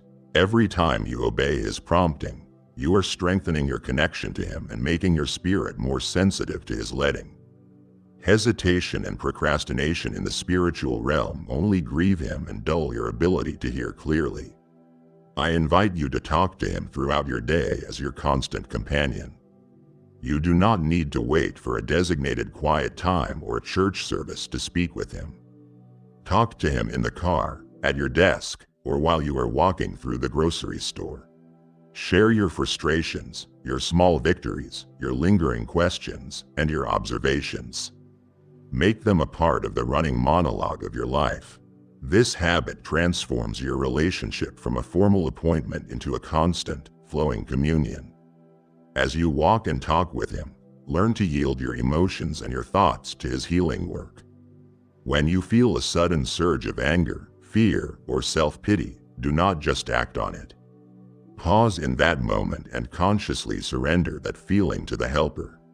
You can simply say, Holy Spirit, this anger is not from you, so take it and fill me with your patience instead. This is how his fruit grows in you, through a series of small, moment-by-moment acts of surrender. Finish each day by thanking him before you fall asleep. Take a minute to review the day with him. Thank him for his guidance, for his comfort, for his strength, and for the times he protected you from things you did not even see. Gratitude is the soil in which your relationship with him will flourish. Acknowledge, listen, obey, calm, yield, and thank. These are not burdensome rules to follow. They are the simple rhythms of a beautiful, life-changing partnership. You now hold the keys to a daily partnership with my very spirit. This is the secret to intimacy and the power to rewrite your family's future. It saddens me beyond words to imagine you walking away now with the keys in your hand but refusing to unlock the doors that lie ahead. Your greatest fears are yet to be conquered and the most divine connections are waiting to be made. Please do not forsake the adventure now that you have the map. Let us walk this path together. My child, let us put a name to the shadow that follows you. That knot that tightens in your stomach when you think about tomorrow, next week, or next year. It is the fear of the unknown. It is one of the enemy's most powerful weapons against you. It torments you with an endless parade of what-if scenarios. What if I lose my job? What if my health fails? What if my child makes the wrong choice? What if I cannot handle what is coming? This fear drains your energy, steals your joy, and paralyzes your faith.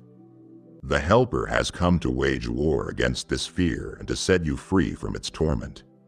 His first act is to constantly remind you of this foundational, unshakable truth. I hold your future in my hands. Your future is not a random collection of chaotic events. It is a story that I, your loving Father, am writing. The Helper's job is to take this deep truth and make it a felt reality in your heart. A deep inner knowing that settles your anxiety and stills your racing mind. He comes to facilitate a divine exchange. He invites you to actively hand over your anxiety to me and in its place to receive supernatural trust. This is a practical, conscious transaction you can do multiple times a day. When you feel the wave of anxiety begin to rise, you can say, Holy Spirit, I give you this fear about my finances, and in return, I receive your peace and your trust in my Father's provision. You must release the one to receive the other. The Helper will give you the grace to take one step at a time, even when the path ahead looks dark. Your fear often comes from the overwhelming feeling that you have to have the next 10 steps figured out. I rarely work that way. I am the God who led my people through the wilderness with a cloud by day and a fire by night, giving them just enough guidance for the day's journey. The Helper will do the same for you. He is like a flashlight in a dark forest, illuminating just the next safe place to put your foot. He will give you the grace and courage you need for today's challenges, and you must trust that he will provide new grace for tomorrow's. His presence is the absolute guarantee that you never, ever walk into the unknown alone. This is the truth that shatters loneliness and fear. Imagine stepping into a dark, unfamiliar room. The fear you feel is immense. Now imagine stepping into that same room while holding the hand of someone you trust completely. Someone who knows the room perfectly and has promised to guide you safely through it. The room has not changed, but your fear is gone. The Helper is that hand in yours. He has already been in your tomorrow, and he is here to walk you into it safely.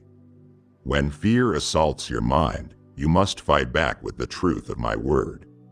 The Helper will remind you that I have not given you a spirit of fear, but of power, and of love, and of a sound mind. Let him break that down for you. He gives you power to act with courage even when you feel afraid. He fills you with my perfect love, which actively drives out fear. And he gives you a sound mind, the ability to take your anxious, irrational thoughts captive and refuse to be tormented by them. Finally, the Helper will reframe your future. He will teach you to see it not as a threat, but as the exciting unfolding of my promises for you. You will begin to look ahead not with dread but with holy anticipation, eager to see the next chapter of the good story I am writing for your life. My beloved, I created you for connection and for community. I have seen your loneliness, the ache in your soul for true friendship, for people who understand you and will walk beside you through the fire. You were never meant to do this journey alone. The helper I send is not only your internal companion, but also your divine networker. He is the one who orchestrates the relationships that will become your greatest sources of strength and encouragement. He will arrange divine appointments for you, bringing the right people into your life at the exact right moment. You call these coincidences, but there are no coincidences in my kingdom. That person you happened to sit next to who spoke a word that was exactly what you needed to hear, or that old friend who randomly called you on the day you were feeling your lowest, that was the helper at work. He is the divine conductor arranging the symphony of your life. He is constantly working behind the scenes, weaving your path together with the paths of others for your mutual blessing and for my glory.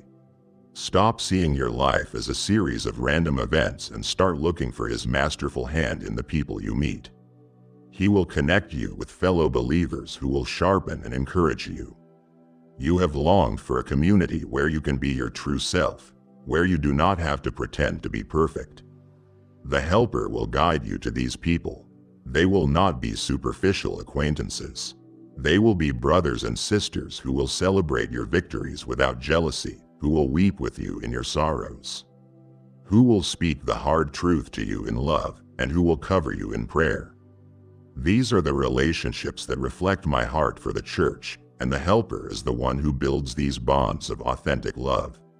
He will also give you favor with individuals who can open doors for your destiny.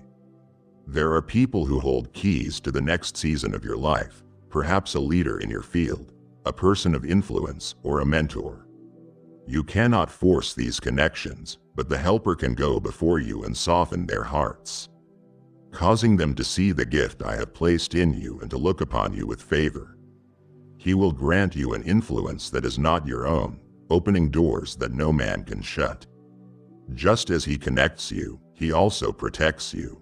The helper will give you the discernment to recognize and avoid unholy alliances. You will meet people who are charismatic, who offer you enticing opportunities, but he will place a quiet check, a subtle warning in your spirit. He will show you that their path, while it may look appealing, is not aligned with mine. He will protect you from partnerships that would compromise your integrity and from friendships that would pull you away from me. You must learn to trust this inner caution, even when you cannot logically explain it.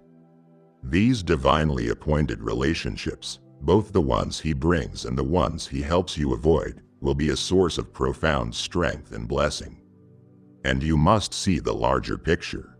He is not just writing your story, he is weaving it together with the stories of countless others to create a beautiful and intricate tapestry for my glory. You have a part to play in their lives, and they have a part to play in yours. Let the helper be your guide in the sacred art of relationship. He will lead you out of isolation and into the rich, life-giving community you were created for. You now see that you are part of a divine tapestry, a story I am weaving together with countless others. If your heart now stirs to become a divine connection for a soul I am pursuing, then you have heard my call. Your offering becomes a sacred thread I will use to weave this message of the helper into a life that is currently unraveling in loneliness. You will be sending a light into someone's darkness, a tangible answer to a desperate prayer. I am the one who supplies seed to the sower, and I will multiply the seed you sow now and increase the harvest of your righteousness. Someone is waiting for the connection you will make possible. Become that divine connection now through the Super Thanks membership or with the sacred PayPal link found below. My child, look at your life right now. You are tired. You are striving, pushing, worrying, and trying to control 1,000 different things. You live in a culture that glorifies busyness and equates rest with laziness.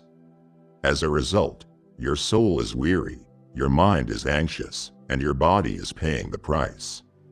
The Helper has come to teach you a forgotten art, a spiritual discipline that is more critical now than ever, the art of learning to rest in my sovereignty.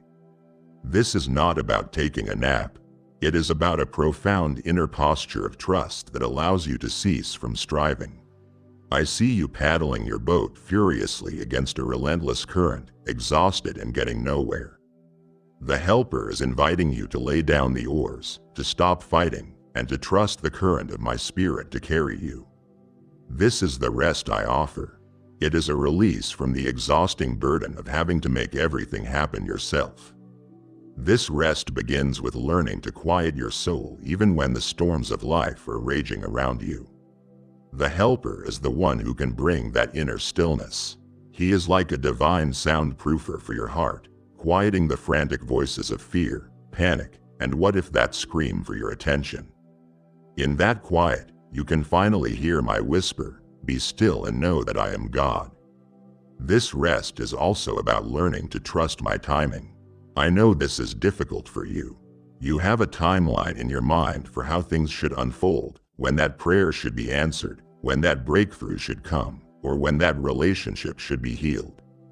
When my timing differs from yours, you become anxious and frustrated. The Helper comes to give you the grace to trust my perfect timing. He will remind you that I am the master gardener and I know the precise season for everything in your life. To rush the process is to spoil the fruit. To rest in my timing is to know that I am working all things together for your good at the exact right pace. The very heart of this rest is learning to release control. You carry burdens you were never meant to carry. You worry about the choices of your adult children, the stability of your finances, the health of your loved ones, and the outcome of situations that are completely outside of your control. My child, your hands are too small to carry all of that. I am inviting you to open your hands and release those things to me. The Helper is the one who gives you the strength to let go, to surrender your desperate need to manage everything, and to trust that I am holding it all in my infinitely capable hands. Now you must understand that this spiritual rest is not passivity. It is not apathy or laziness. It is an act of trust. You still do your part. You work with diligence, you love with intention, and you pray with fervency. But you do it all from a place of inner peace, not anxious striving.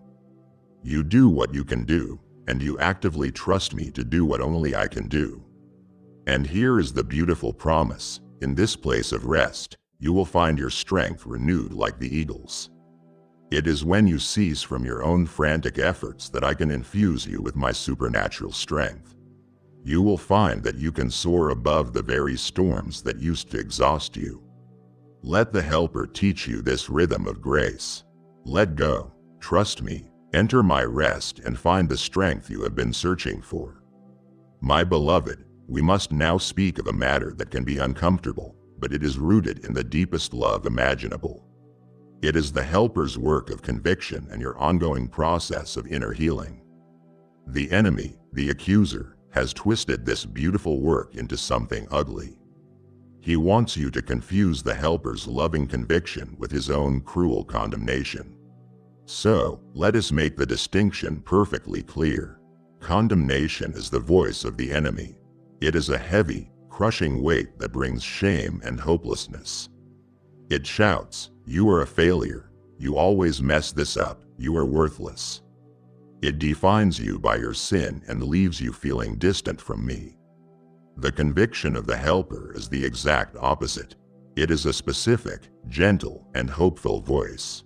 It does not attack your identity, it targets your behavior. It whispers, "My child, that harsh word did not reflect my heart.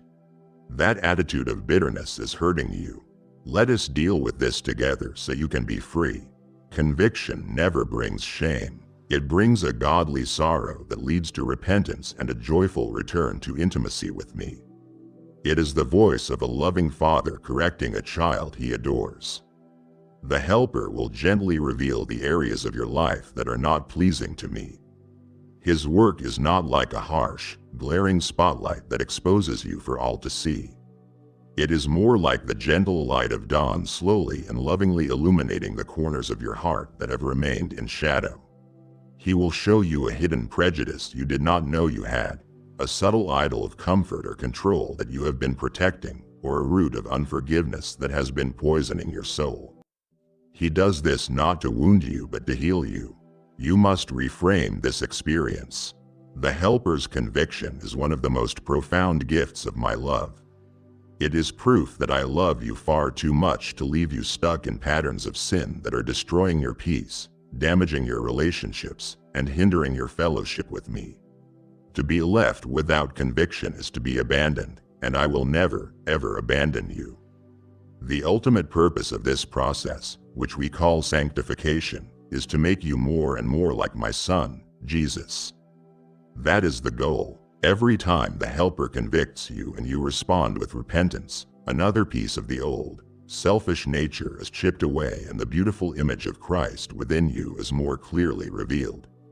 So I ask you, embrace the refining fire. The Helper is a master refiner. At times his work will feel hot and uncomfortable like a fire, but you must remember the purpose of a refiner's fire is never to destroy the precious metal. It is to burn away the dross, the impurities, the things that mar its beauty and lessen its value.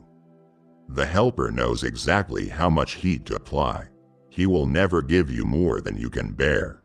He is lovingly and skillfully purifying the gold of your character. The goal of all this is your holiness. And do not think of holiness as a long list of joyless rules. Holiness at heart means wholeness. It means being set apart for me, living in such a way that you can experience the fullness of my presence. I cannot have intimate fellowship with willful, unconfessed sin. So when you feel the Helper's gentle conviction, do not run from it. Do not be defensive. Welcome it as the loving act it is. Turn toward me, agree with him, receive my forgiveness, and continue the beautiful journey of becoming who you were created to be. My child, let us speak about the financial pressure that weighs so heavily on you. I see the anxiety that grips your heart when you look at the bills, the fear of not having enough, and the stress of trying to make ends meet in a world where everything is getting more expensive. You have been operating according to the world's economy, which is built on fear, scarcity, and anxious striving. But the Helper has come to teach you the principles of my kingdom's economy, which is built on the opposite: faith, abundance, and generous trust. He will be your personal tutor in a supernatural flow of provision that will change everything for you. He will give you wisdom and practical strategies to manage the resources I have already given you. My provision is not just about miraculous checks in the mail. It is also about the divine wisdom to be a good steward of what is in your hand. The Helper can give you a creative business idea, a clear strategy to eliminate debt one step at a time, or the discipline to spend and save wisely. Do not despise the day of small beginnings. Your faithfulness with little is the very thing that unlocks my provision of much. The Helper will also open up unexpected channels of provision to meet your every need. This is where the adventure of faith truly begins. I am not limited to your paycheck. I own the cattle on 1,000 hills. I can bring resources to you from directions you never imagined. It might be an unexpected bonus, a timely gift from a friend, a forgotten asset that comes to light, or a new stream of income from an idea he gives you. The Helper's job is to open your eyes to see my hand in these things and to build your faith that I am your true provider. He has come to break the spirit of poverty that may have attached itself to you or your family line. This is a mindset, a lie of the enemy that says there is never enough, that you have to hoard what you have and be afraid of the future. This spirit chokes out generosity and fills your heart with a constant, low-grade anxiety. The Helper shatters this lie. He will replace it with an abundance mindset, not a mindset of greed, but a calm, confident trust that your Father owns everything and delights in providing for his children. This leads to the most important principle of all. The Helper will drill into your heart the foundational truth that I am your source, not your job, not your investments, not your own efforts. Those things are simply channels that I can and do use, but they are not the source.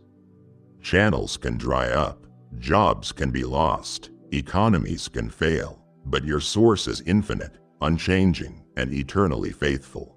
When you truly know that I am your source, the fear of losing a channel subsides because you know I can simply open another one at any time.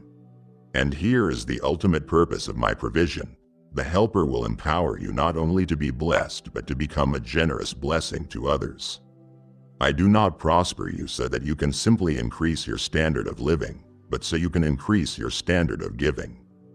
The Helper will take you from being a reservoir which only collects and turn you into a river, a conduit through which my blessings flow to touch the lives of others.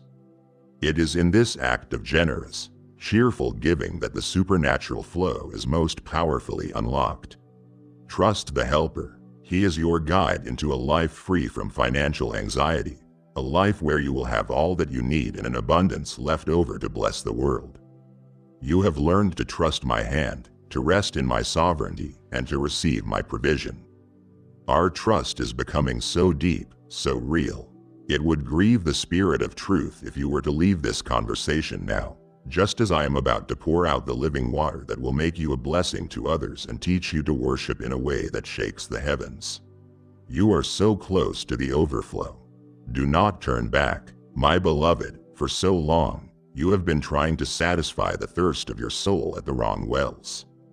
You have sought fulfillment in relationships, refreshment in entertainment, satisfaction in achievements, and peace in possessions. But these are all stagnant pools of worldly water. They may offer a temporary sip of relief, but they can never truly quench the deep, abiding thirst of your spirit. They leave you feeling empty, still thirsty, and always searching for more. My Son stood in the temple and made a glorious proclamation, and it is a promise for you today. Whoever believes in me, as the scripture has said, out of his heart will flow rivers of living water. And my word is clear that he was speaking of the Spirit, the Helper whom you have received. Do not miss the magnificence of this promise. The Helper within you is not a small, stagnant pool. He is not a little trickle. He is a mighty, flowing, inexhaustible river of my very own life, joy and power, and he is meant to flow out of you. This river will first bring life and refreshment to the driest parts of your own soul. Are there areas in your heart that feel like a barren desert, parched from disappointment, cracked from old wounds, or lifeless from weariness? The Helper will cause this inner river to flow into those places, bringing healing, renewal, and vibrant life where there was once only dust and death. He will quench the deepest thirst of your soul, that universal ache for meaning, for unconditional love, for a purpose greater than yourself. That is the thirst I placed within you, a thirst that only I can satisfy. This inner river is the answer. It is my own presence constantly bubbling up within you that will finally and forever satisfy that profound longing. You will find you lack nothing. But this river is not just for you. It is meant to overflow. As you learn to yield to him, this river of living water will begin to flow out of you to bring life and refreshment to everyone you touch. Your words will carry life. Your presence will bring peace. Your touch will bring comfort. You will become a walking oasis in a dry and thirsty world. People will be drawn to you, not because of your own charisma, but because they sense the life-flowing river within you. They will see my light and life in you, and they too will become thirsty for the God you serve. And here is the beautiful assurance: this inner wellspring of life will never run dry. It does not depend on your feelings. It is not affected by your external conditions. Even if you are in a season of drought, in the middle of a desert trial, this artesian well within you, fed by the infinite resources of heaven, will continue to bubble up with life. It is my constant, unfailing supply. So, I have one crucial invitation for you. Allow this river to flow freely. So often my children build dams that hinder the flow, the dam of unforgiveness, the dam of willful disobedience, the dam of doubt, the dam of fear. These things block the river and turn it into a stagnant pond. Today I am asking you to confess and remove any dams you have built. Let go of the bitterness, surrender the disobedience, renounce the doubt, and let the river of my Spirit flow without hindrance in you and through you to bring life to a thirsty world. My child, we must speak about a difficult truth. As the Helper makes you more like my Son, and as my light begins to shine more brightly through you, there will be those in the world who do not understand it. Some will be confused by it, some will be convicted by it, and some will hate it because the darkness cannot comprehend the light. You will face opposition. You may be mocked for your faith, misunderstood by your own family, ostracized at your work, or criticized for the new standards by which you live. Do not be surprised by this, and do not think it is a sign that you have done something wrong. On the contrary, it is often a sign that you are doing something right. Persecution in its many forms is a part of the authentic Christian walk. But I will not leave you to face it alone. The Helper comes to give you the supernatural ability to endure it with grace. His first work in this area will be to give you the grace to love and pray for those who persecute you. Your natural human response is to defend yourself, to become bitter, to retaliate, or to wish ill upon those who have hurt you. But that is not my way.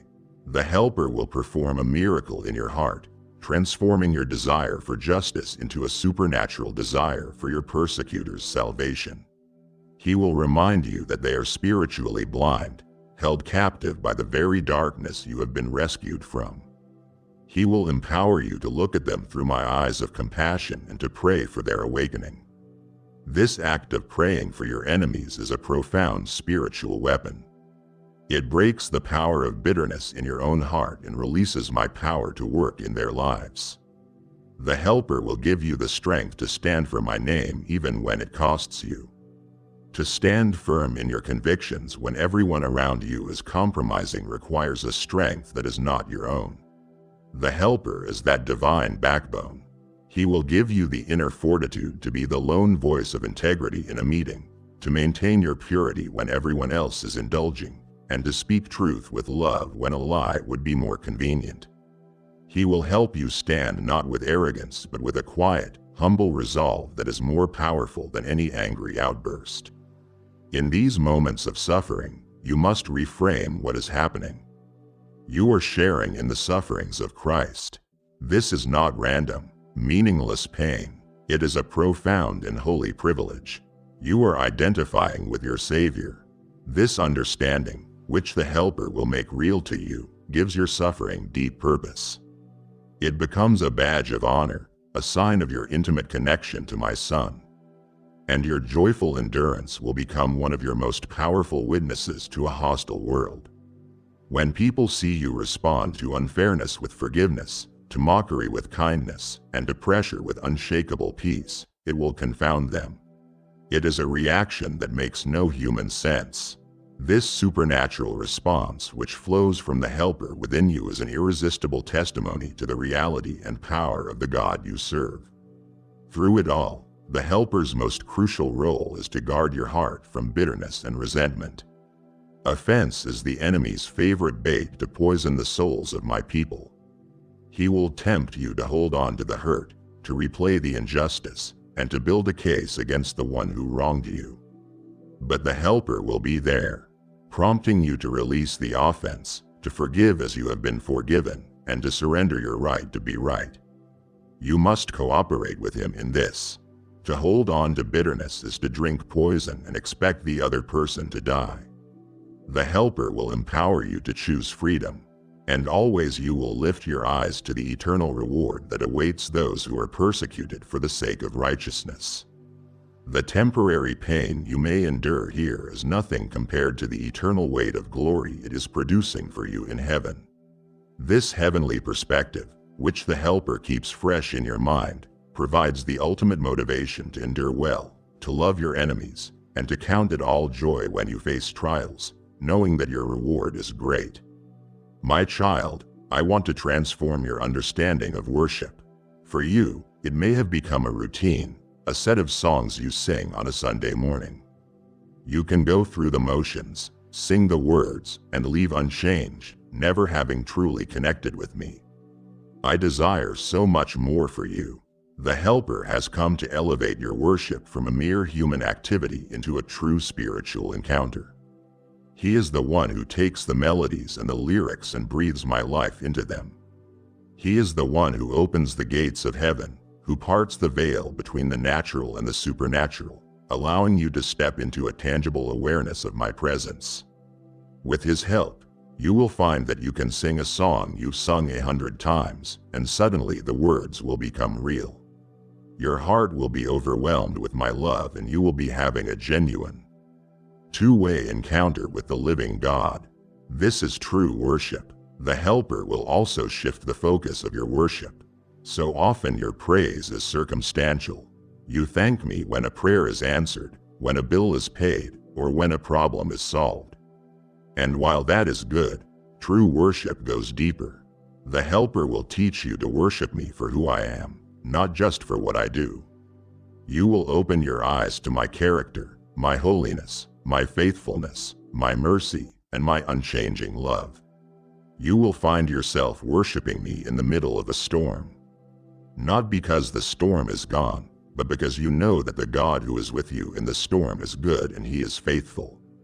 This is the worship that honors me most deeply, and it is a powerful spiritual weapon. When you choose to worship in the face of fear, anxiety, or despair, you are making a powerful declaration. You are declaring that I am bigger than your problem. You are declaring that my truth is more real than your circumstances. This act of worship silences the voice of the accuser, confuses the strategies of the enemy, and pushes back the forces of darkness. Your praise becomes your warfare. The Helper's ultimate goal is to make your entire life an act of worship, holy and pleasing to me. Worship is not just singing. The way you approach your work with integrity and excellence, that is an act of worship. The way you love your family with patience and forgiveness, that is an act of worship. The way you show kindness to a stranger, the way you manage your finances with honesty, the way you care for your body as his temple, every single aspect of your life, when offered to me in love and obedience, becomes a beautiful song of worship. The Helper will teach you this, to live a seamless life where there is no difference between the sacred and the secular, because every moment is an opportunity to bring me glory. He will usher you into my presence, not just in a church service, but in the quiet moments of your everyday life. He is your divine guide into the throne room and to that secret place where there is fullness of joy. And you must understand this. True worship led by the Spirit is not just something you do, it is something that changes you. As you behold me in worship, as you focus on my beauty and my majesty, you are transformed from the inside out. My very character begins to rub off on you. You become more loving, more joyful, more peaceful. You are changed into my image from one degree of glory to another. This is the power and purpose of true worship. My beloved child, I must speak to you now about my family. The church, I know it is imperfect. I know it is made up of flawed people. I know you may have been hurt, disappointed, or disillusioned by those who call themselves my followers.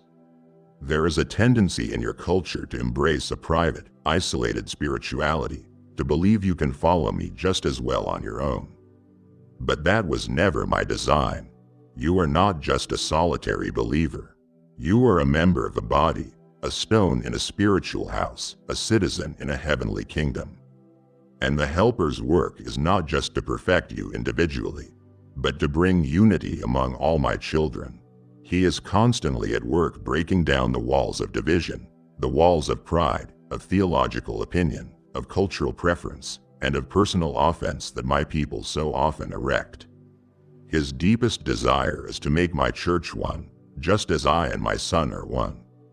He will give you a supernatural love for your brothers and sisters in Christ, a love that transcends all differences. You will look at another believer, someone you might have nothing in common with in the natural, and you will feel a bond, a family connection, a deep and abiding love for them that can only be explained by the Helper. This is the love that is patient and kind, that bears all things, that believes the best, and that covers a multitude of sins. The Helper will cultivate this family love in your heart if you allow him. And there is a profound reason for this. There is a unique and mighty manifestation of my presence that is only released when my people gather together in one accord. When you are unified in purpose and in prayer, the corporate anointing, the combined power of my Spirit, is exponentially greater than the sum of its individual parts. I inhabit the praises of my people when they are together. Great things happen when the body is unified. The Helper will show you your specific and vital part to play in the functioning of this body. The church is not a building you go to or a service you attend. It is a living organism, and you are an essential part. You are not a spectator. The Helper will reveal your function. Are you a hand that serves, a mouth that encourages, an ear that listens, or a knee that prays? No part is insignificant. The eye cannot say to the hand, I have no need of you. You need the body, and the body needs you. This is why I give you this loving command: do not forsake the assembly of believers. The enemy's primary strategy to neutralize you is to isolate you. If he can cut you off from the body, he can starve you of encouragement, deprive you of accountability, and make you vulnerable to his attacks. To willingly step away from fellowship because of offense or convenience is to step directly into the enemy's trap. Do not do it. Fight for unity. Forgive quickly. Serve humbly. A unified church empowered by my Spirit and walking in love is the greatest and most unstoppable force on this earth. It is my chosen vessel to display my wisdom and my love to a broken and watching world. Find your place in it. Invest your heart in it. It is my family, and it is your home. My child, look at the world around you. You see the chaos, the turmoil, the wars and rumors of wars, the moral decay, and the increasing darkness. It is easy to become fearful, to feel that everything is spinning out of control. But nothing is spinning out of my control. Every headline, every event is unfolding according to my sovereign, prophetic timeline. I want to speak to you about these end times, not to cause you fear, but to fill you with a sense of purpose, hope, and readiness. The Helper's role in these last days is absolutely crucial. He is the one who is preparing you, my church, whom I call my bride, for the glorious return of my Son. Think of a bride lovingly and meticulously preparing herself for her wedding day. This is the work the Helper is doing in you. He is cleansing you, purifying you, adorning you with the beautiful garments of righteousness, making you holy and without blemish, ready for the great wedding feast of the Lamb. Every act of inner healing, every moment of yielding to Him is a part of this beautiful preparation. He will give you the wisdom to understand the signs of the times without a spirit of fear. He will help you to look at world events through the lens of my word, not so you can engage in wild speculation, but so you can have a calm assurance that my plan is on schedule.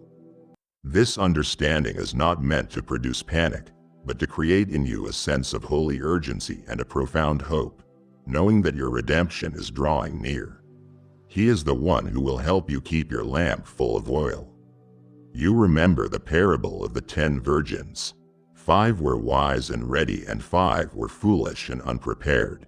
The oil in their lamps represents the presence and anointing of the Holy Spirit in their lives. The Helper's job is to keep your inner life vibrant, your relationship with me passionate, and your heart full of His presence. This is not a time for spiritual sleepiness. It is a time to be filled to overflowing with Him, so that you are ready at a moment's notice for the bridegroom's return. His presence, the seal within you, is your absolute assurance that you will be caught up to meet me in the air. This truth is the ultimate antidote to any fear of being left behind. The indwelling of the Helper is your personal guarantee, your ticket, your unbreakable promise that when the trumpet of God sounds, you will be with me forever. While He is preparing you, He is also empowering you for one final, great work. He is gathering the final harvest of souls before the great and terrible day of the Lord. There is an urgency in heaven for the lost to be found. The Helper will fill you with a new passion and boldness to share the good news with those around you. Your life has a vital role to play in this urgent and end-time mission. So I call you to remain watchful and sober. This is not a time for spiritual laziness, for getting entangled in the trivial and distracting pursuits of the world. It is a time to live with intention, with an eternal perspective. It is a time to be alert, to be in prayer, and to be about your Father's business, allowing the Helper to complete His purifying and empowering work in you as you joyfully await that glorious day. You have seen the end of the story, the victory, the unity, the glorious return of my Son. You are being made ready as my bride. My heart yearns for you to understand the eternal legacy you are building right now. To stop here would be to leave the story unfinished, to walk away from the final, everlasting affirmation I am waiting to speak over you as my own. Stay with me until the very end. Your final blessing awaits. My beloved, as you journey through this life, the world will constantly try to sell you its definition of a successful life, of a meaningful legacy. It will tell you that your legacy is in the money you accumulate, the career you build, the reputation you earn, and the possessions you leave behind. But these things are like a vapor, here for a moment and then gone. I am calling you to a higher purpose, to a greater legacy. And the Helper is your divine guide, your heavenly financial advisor, who will teach you how to invest your life in things that have eternal value. He will help you to build a legacy not of fading, worldly accomplishments but of eternally significant, transformed lives. Stop measuring your life by the world's yardstick. Let the Helper teach you to measure it by mine. Your true legacy will be found in the people whose lives are different because they knew you.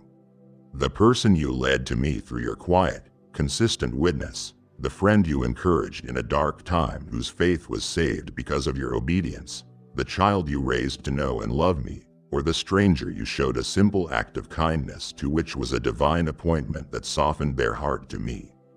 These are the things that last. The Helper will prompt you toward these small, daily acts of love and obedience. They may seem insignificant to you, but in my kingdom, they are the very building blocks of an eternal legacy. The fruit of the Spirit that He cultivates in you, your love, your joy, your patience, will have an impact on generations you will never meet on this earth. The chains of generational sin that He empowers you to break will set a new course of blessing for your children and your grandchildren. The prayers you pray in secret for your family and your city are eternal seeds that will bear fruit long after you are gone. The Apostle Paul spoke of building your life on the foundation of Christ. He said you can build with wood, hay, and stubble, things done for self, for pride, for earthly reward. Or you can build with gold, silver, and precious stones, things done in love, in humility, in partnership with the Helper for my glory. A day is coming when all that you have built will be tested by fire. The wood, hay, and stubble will be consumed in an instant, leaving nothing behind. But the gold, silver, and precious stones, every act of love, every soul touched, every moment of faithful obedience, will be purified by the fire and will remain for all eternity. This is the legacy that matters. As you partner with the Helper on earth, you are storing up for yourself treasures in heaven. Every act of kindness is seen. Every prayer is recorded. Every sacrifice is honored. Your reward is being prepared, not as a wage you have earned, but as a joyful affirmation from your loving Father of a life well lived in service to Him. So I call you today to make a choice. Will you live for the fleeting approval of man or for the eternal applause of heaven? Let the Helper guide you. Live your life with an audience of one in mind, seeking only to hear my voice at the end of your days say, "Well done, my good and faithful servant." Enter into the joy of your Lord. That, my child, is a legacy that lasts forever. My beloved child, we have journeyed far together in this conversation. I have opened my heart to you, revealing the identity, the purpose, and the magnificent work of the Helper I have sent. You now understand that he is not a distant concept, but my very presence living within you to comfort, guide, empower, and transform you.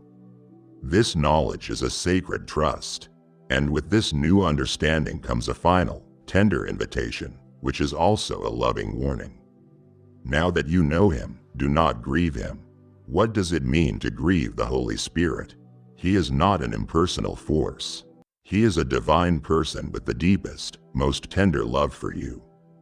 To grieve him is to bring sorrow to his heart through your choices. You grieve him when you ignore his gentle promptings.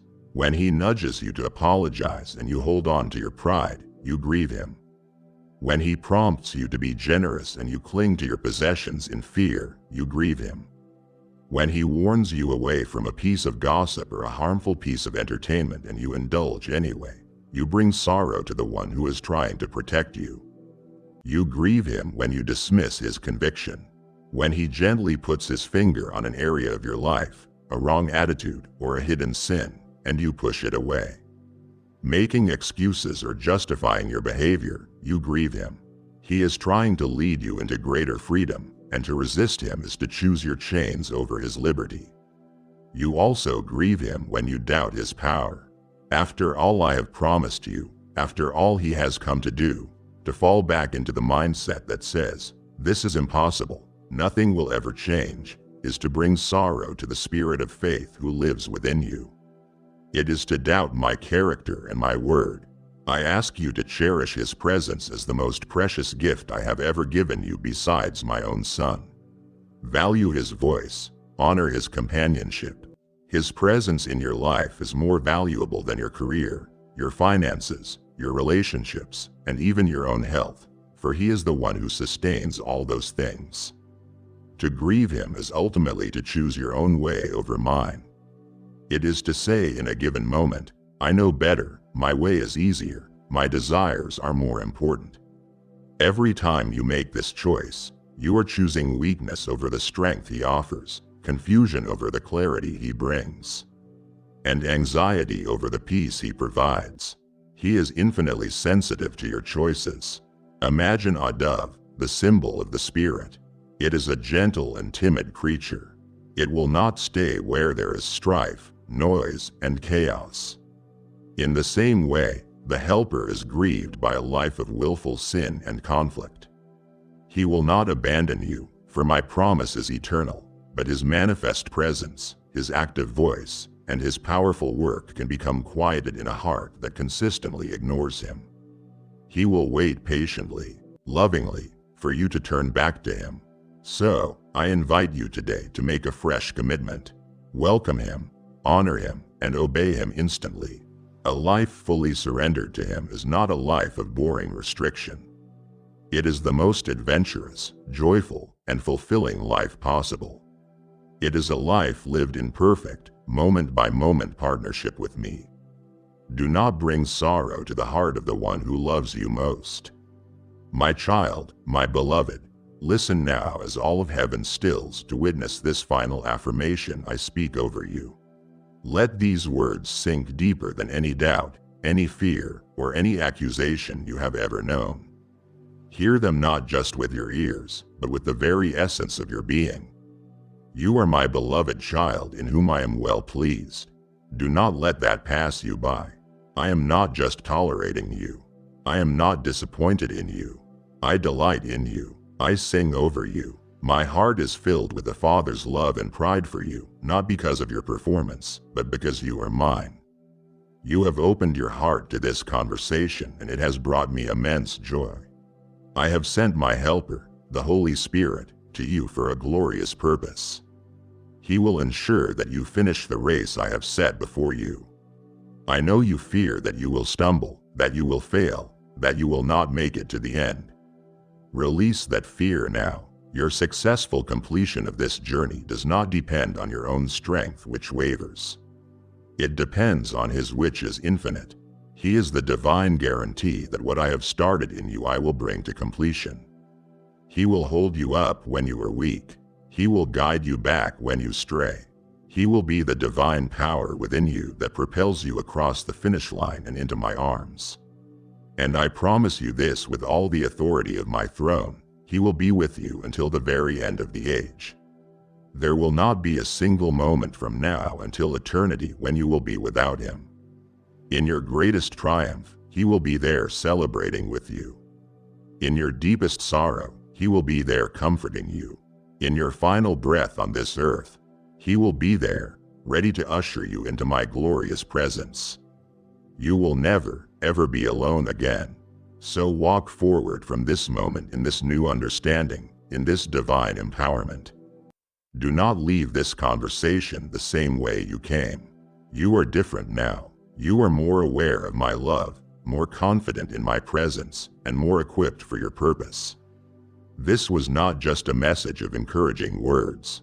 As you have listened, my very breath, my ruach, my spirit has been at work. This has been a spiritual transaction. My power and my promise have been activated in you in a new way. Seeds have been planted that will bear fruit for the rest of your life. Chains have been broken. Hope has been restored. So now there is only one thing left to do. All of heaven leans in to watch. All my promises stand ready. The Helper is present, His love surrounding you. The invitation has been made. Open your heart, my child. Open it wider than ever before. The Helper has come. Receive Him. Now that the door of your heart is open and the Helper has been received, your first instinct is to share this unspeakable joy. If your first desire born of this new intimacy is to help me knock on another's door, then obey that holy impulse. Your gift becomes the provision and sends this very message, this very knock to a heart locked in the prison of fear and despair. You are providing oil for another's lamp, manna for their desert journey. Honor me now with the first fruits of this newfound life, and I will command the windows of heaven to open over you, pouring out a blessing you cannot contain. This is your first act of worship in your new freedom. Release your offering now through the Super Thanks membership or the PayPal link found in the description. My child, do not let this divine appointment end in silence. I have knocked and your heart has heard me. Now you must answer the door. Let your voice join the great symphony of the faithful who are choosing me this day. Declare it now in this place as a prophetic seal upon your soul. The door is open. I receive my Helper. Your declaration is not a mere comment. It is your first act of empowered faith, unleashing the flow of my Spirit into every corner of your life. I am listening for your response. Amen.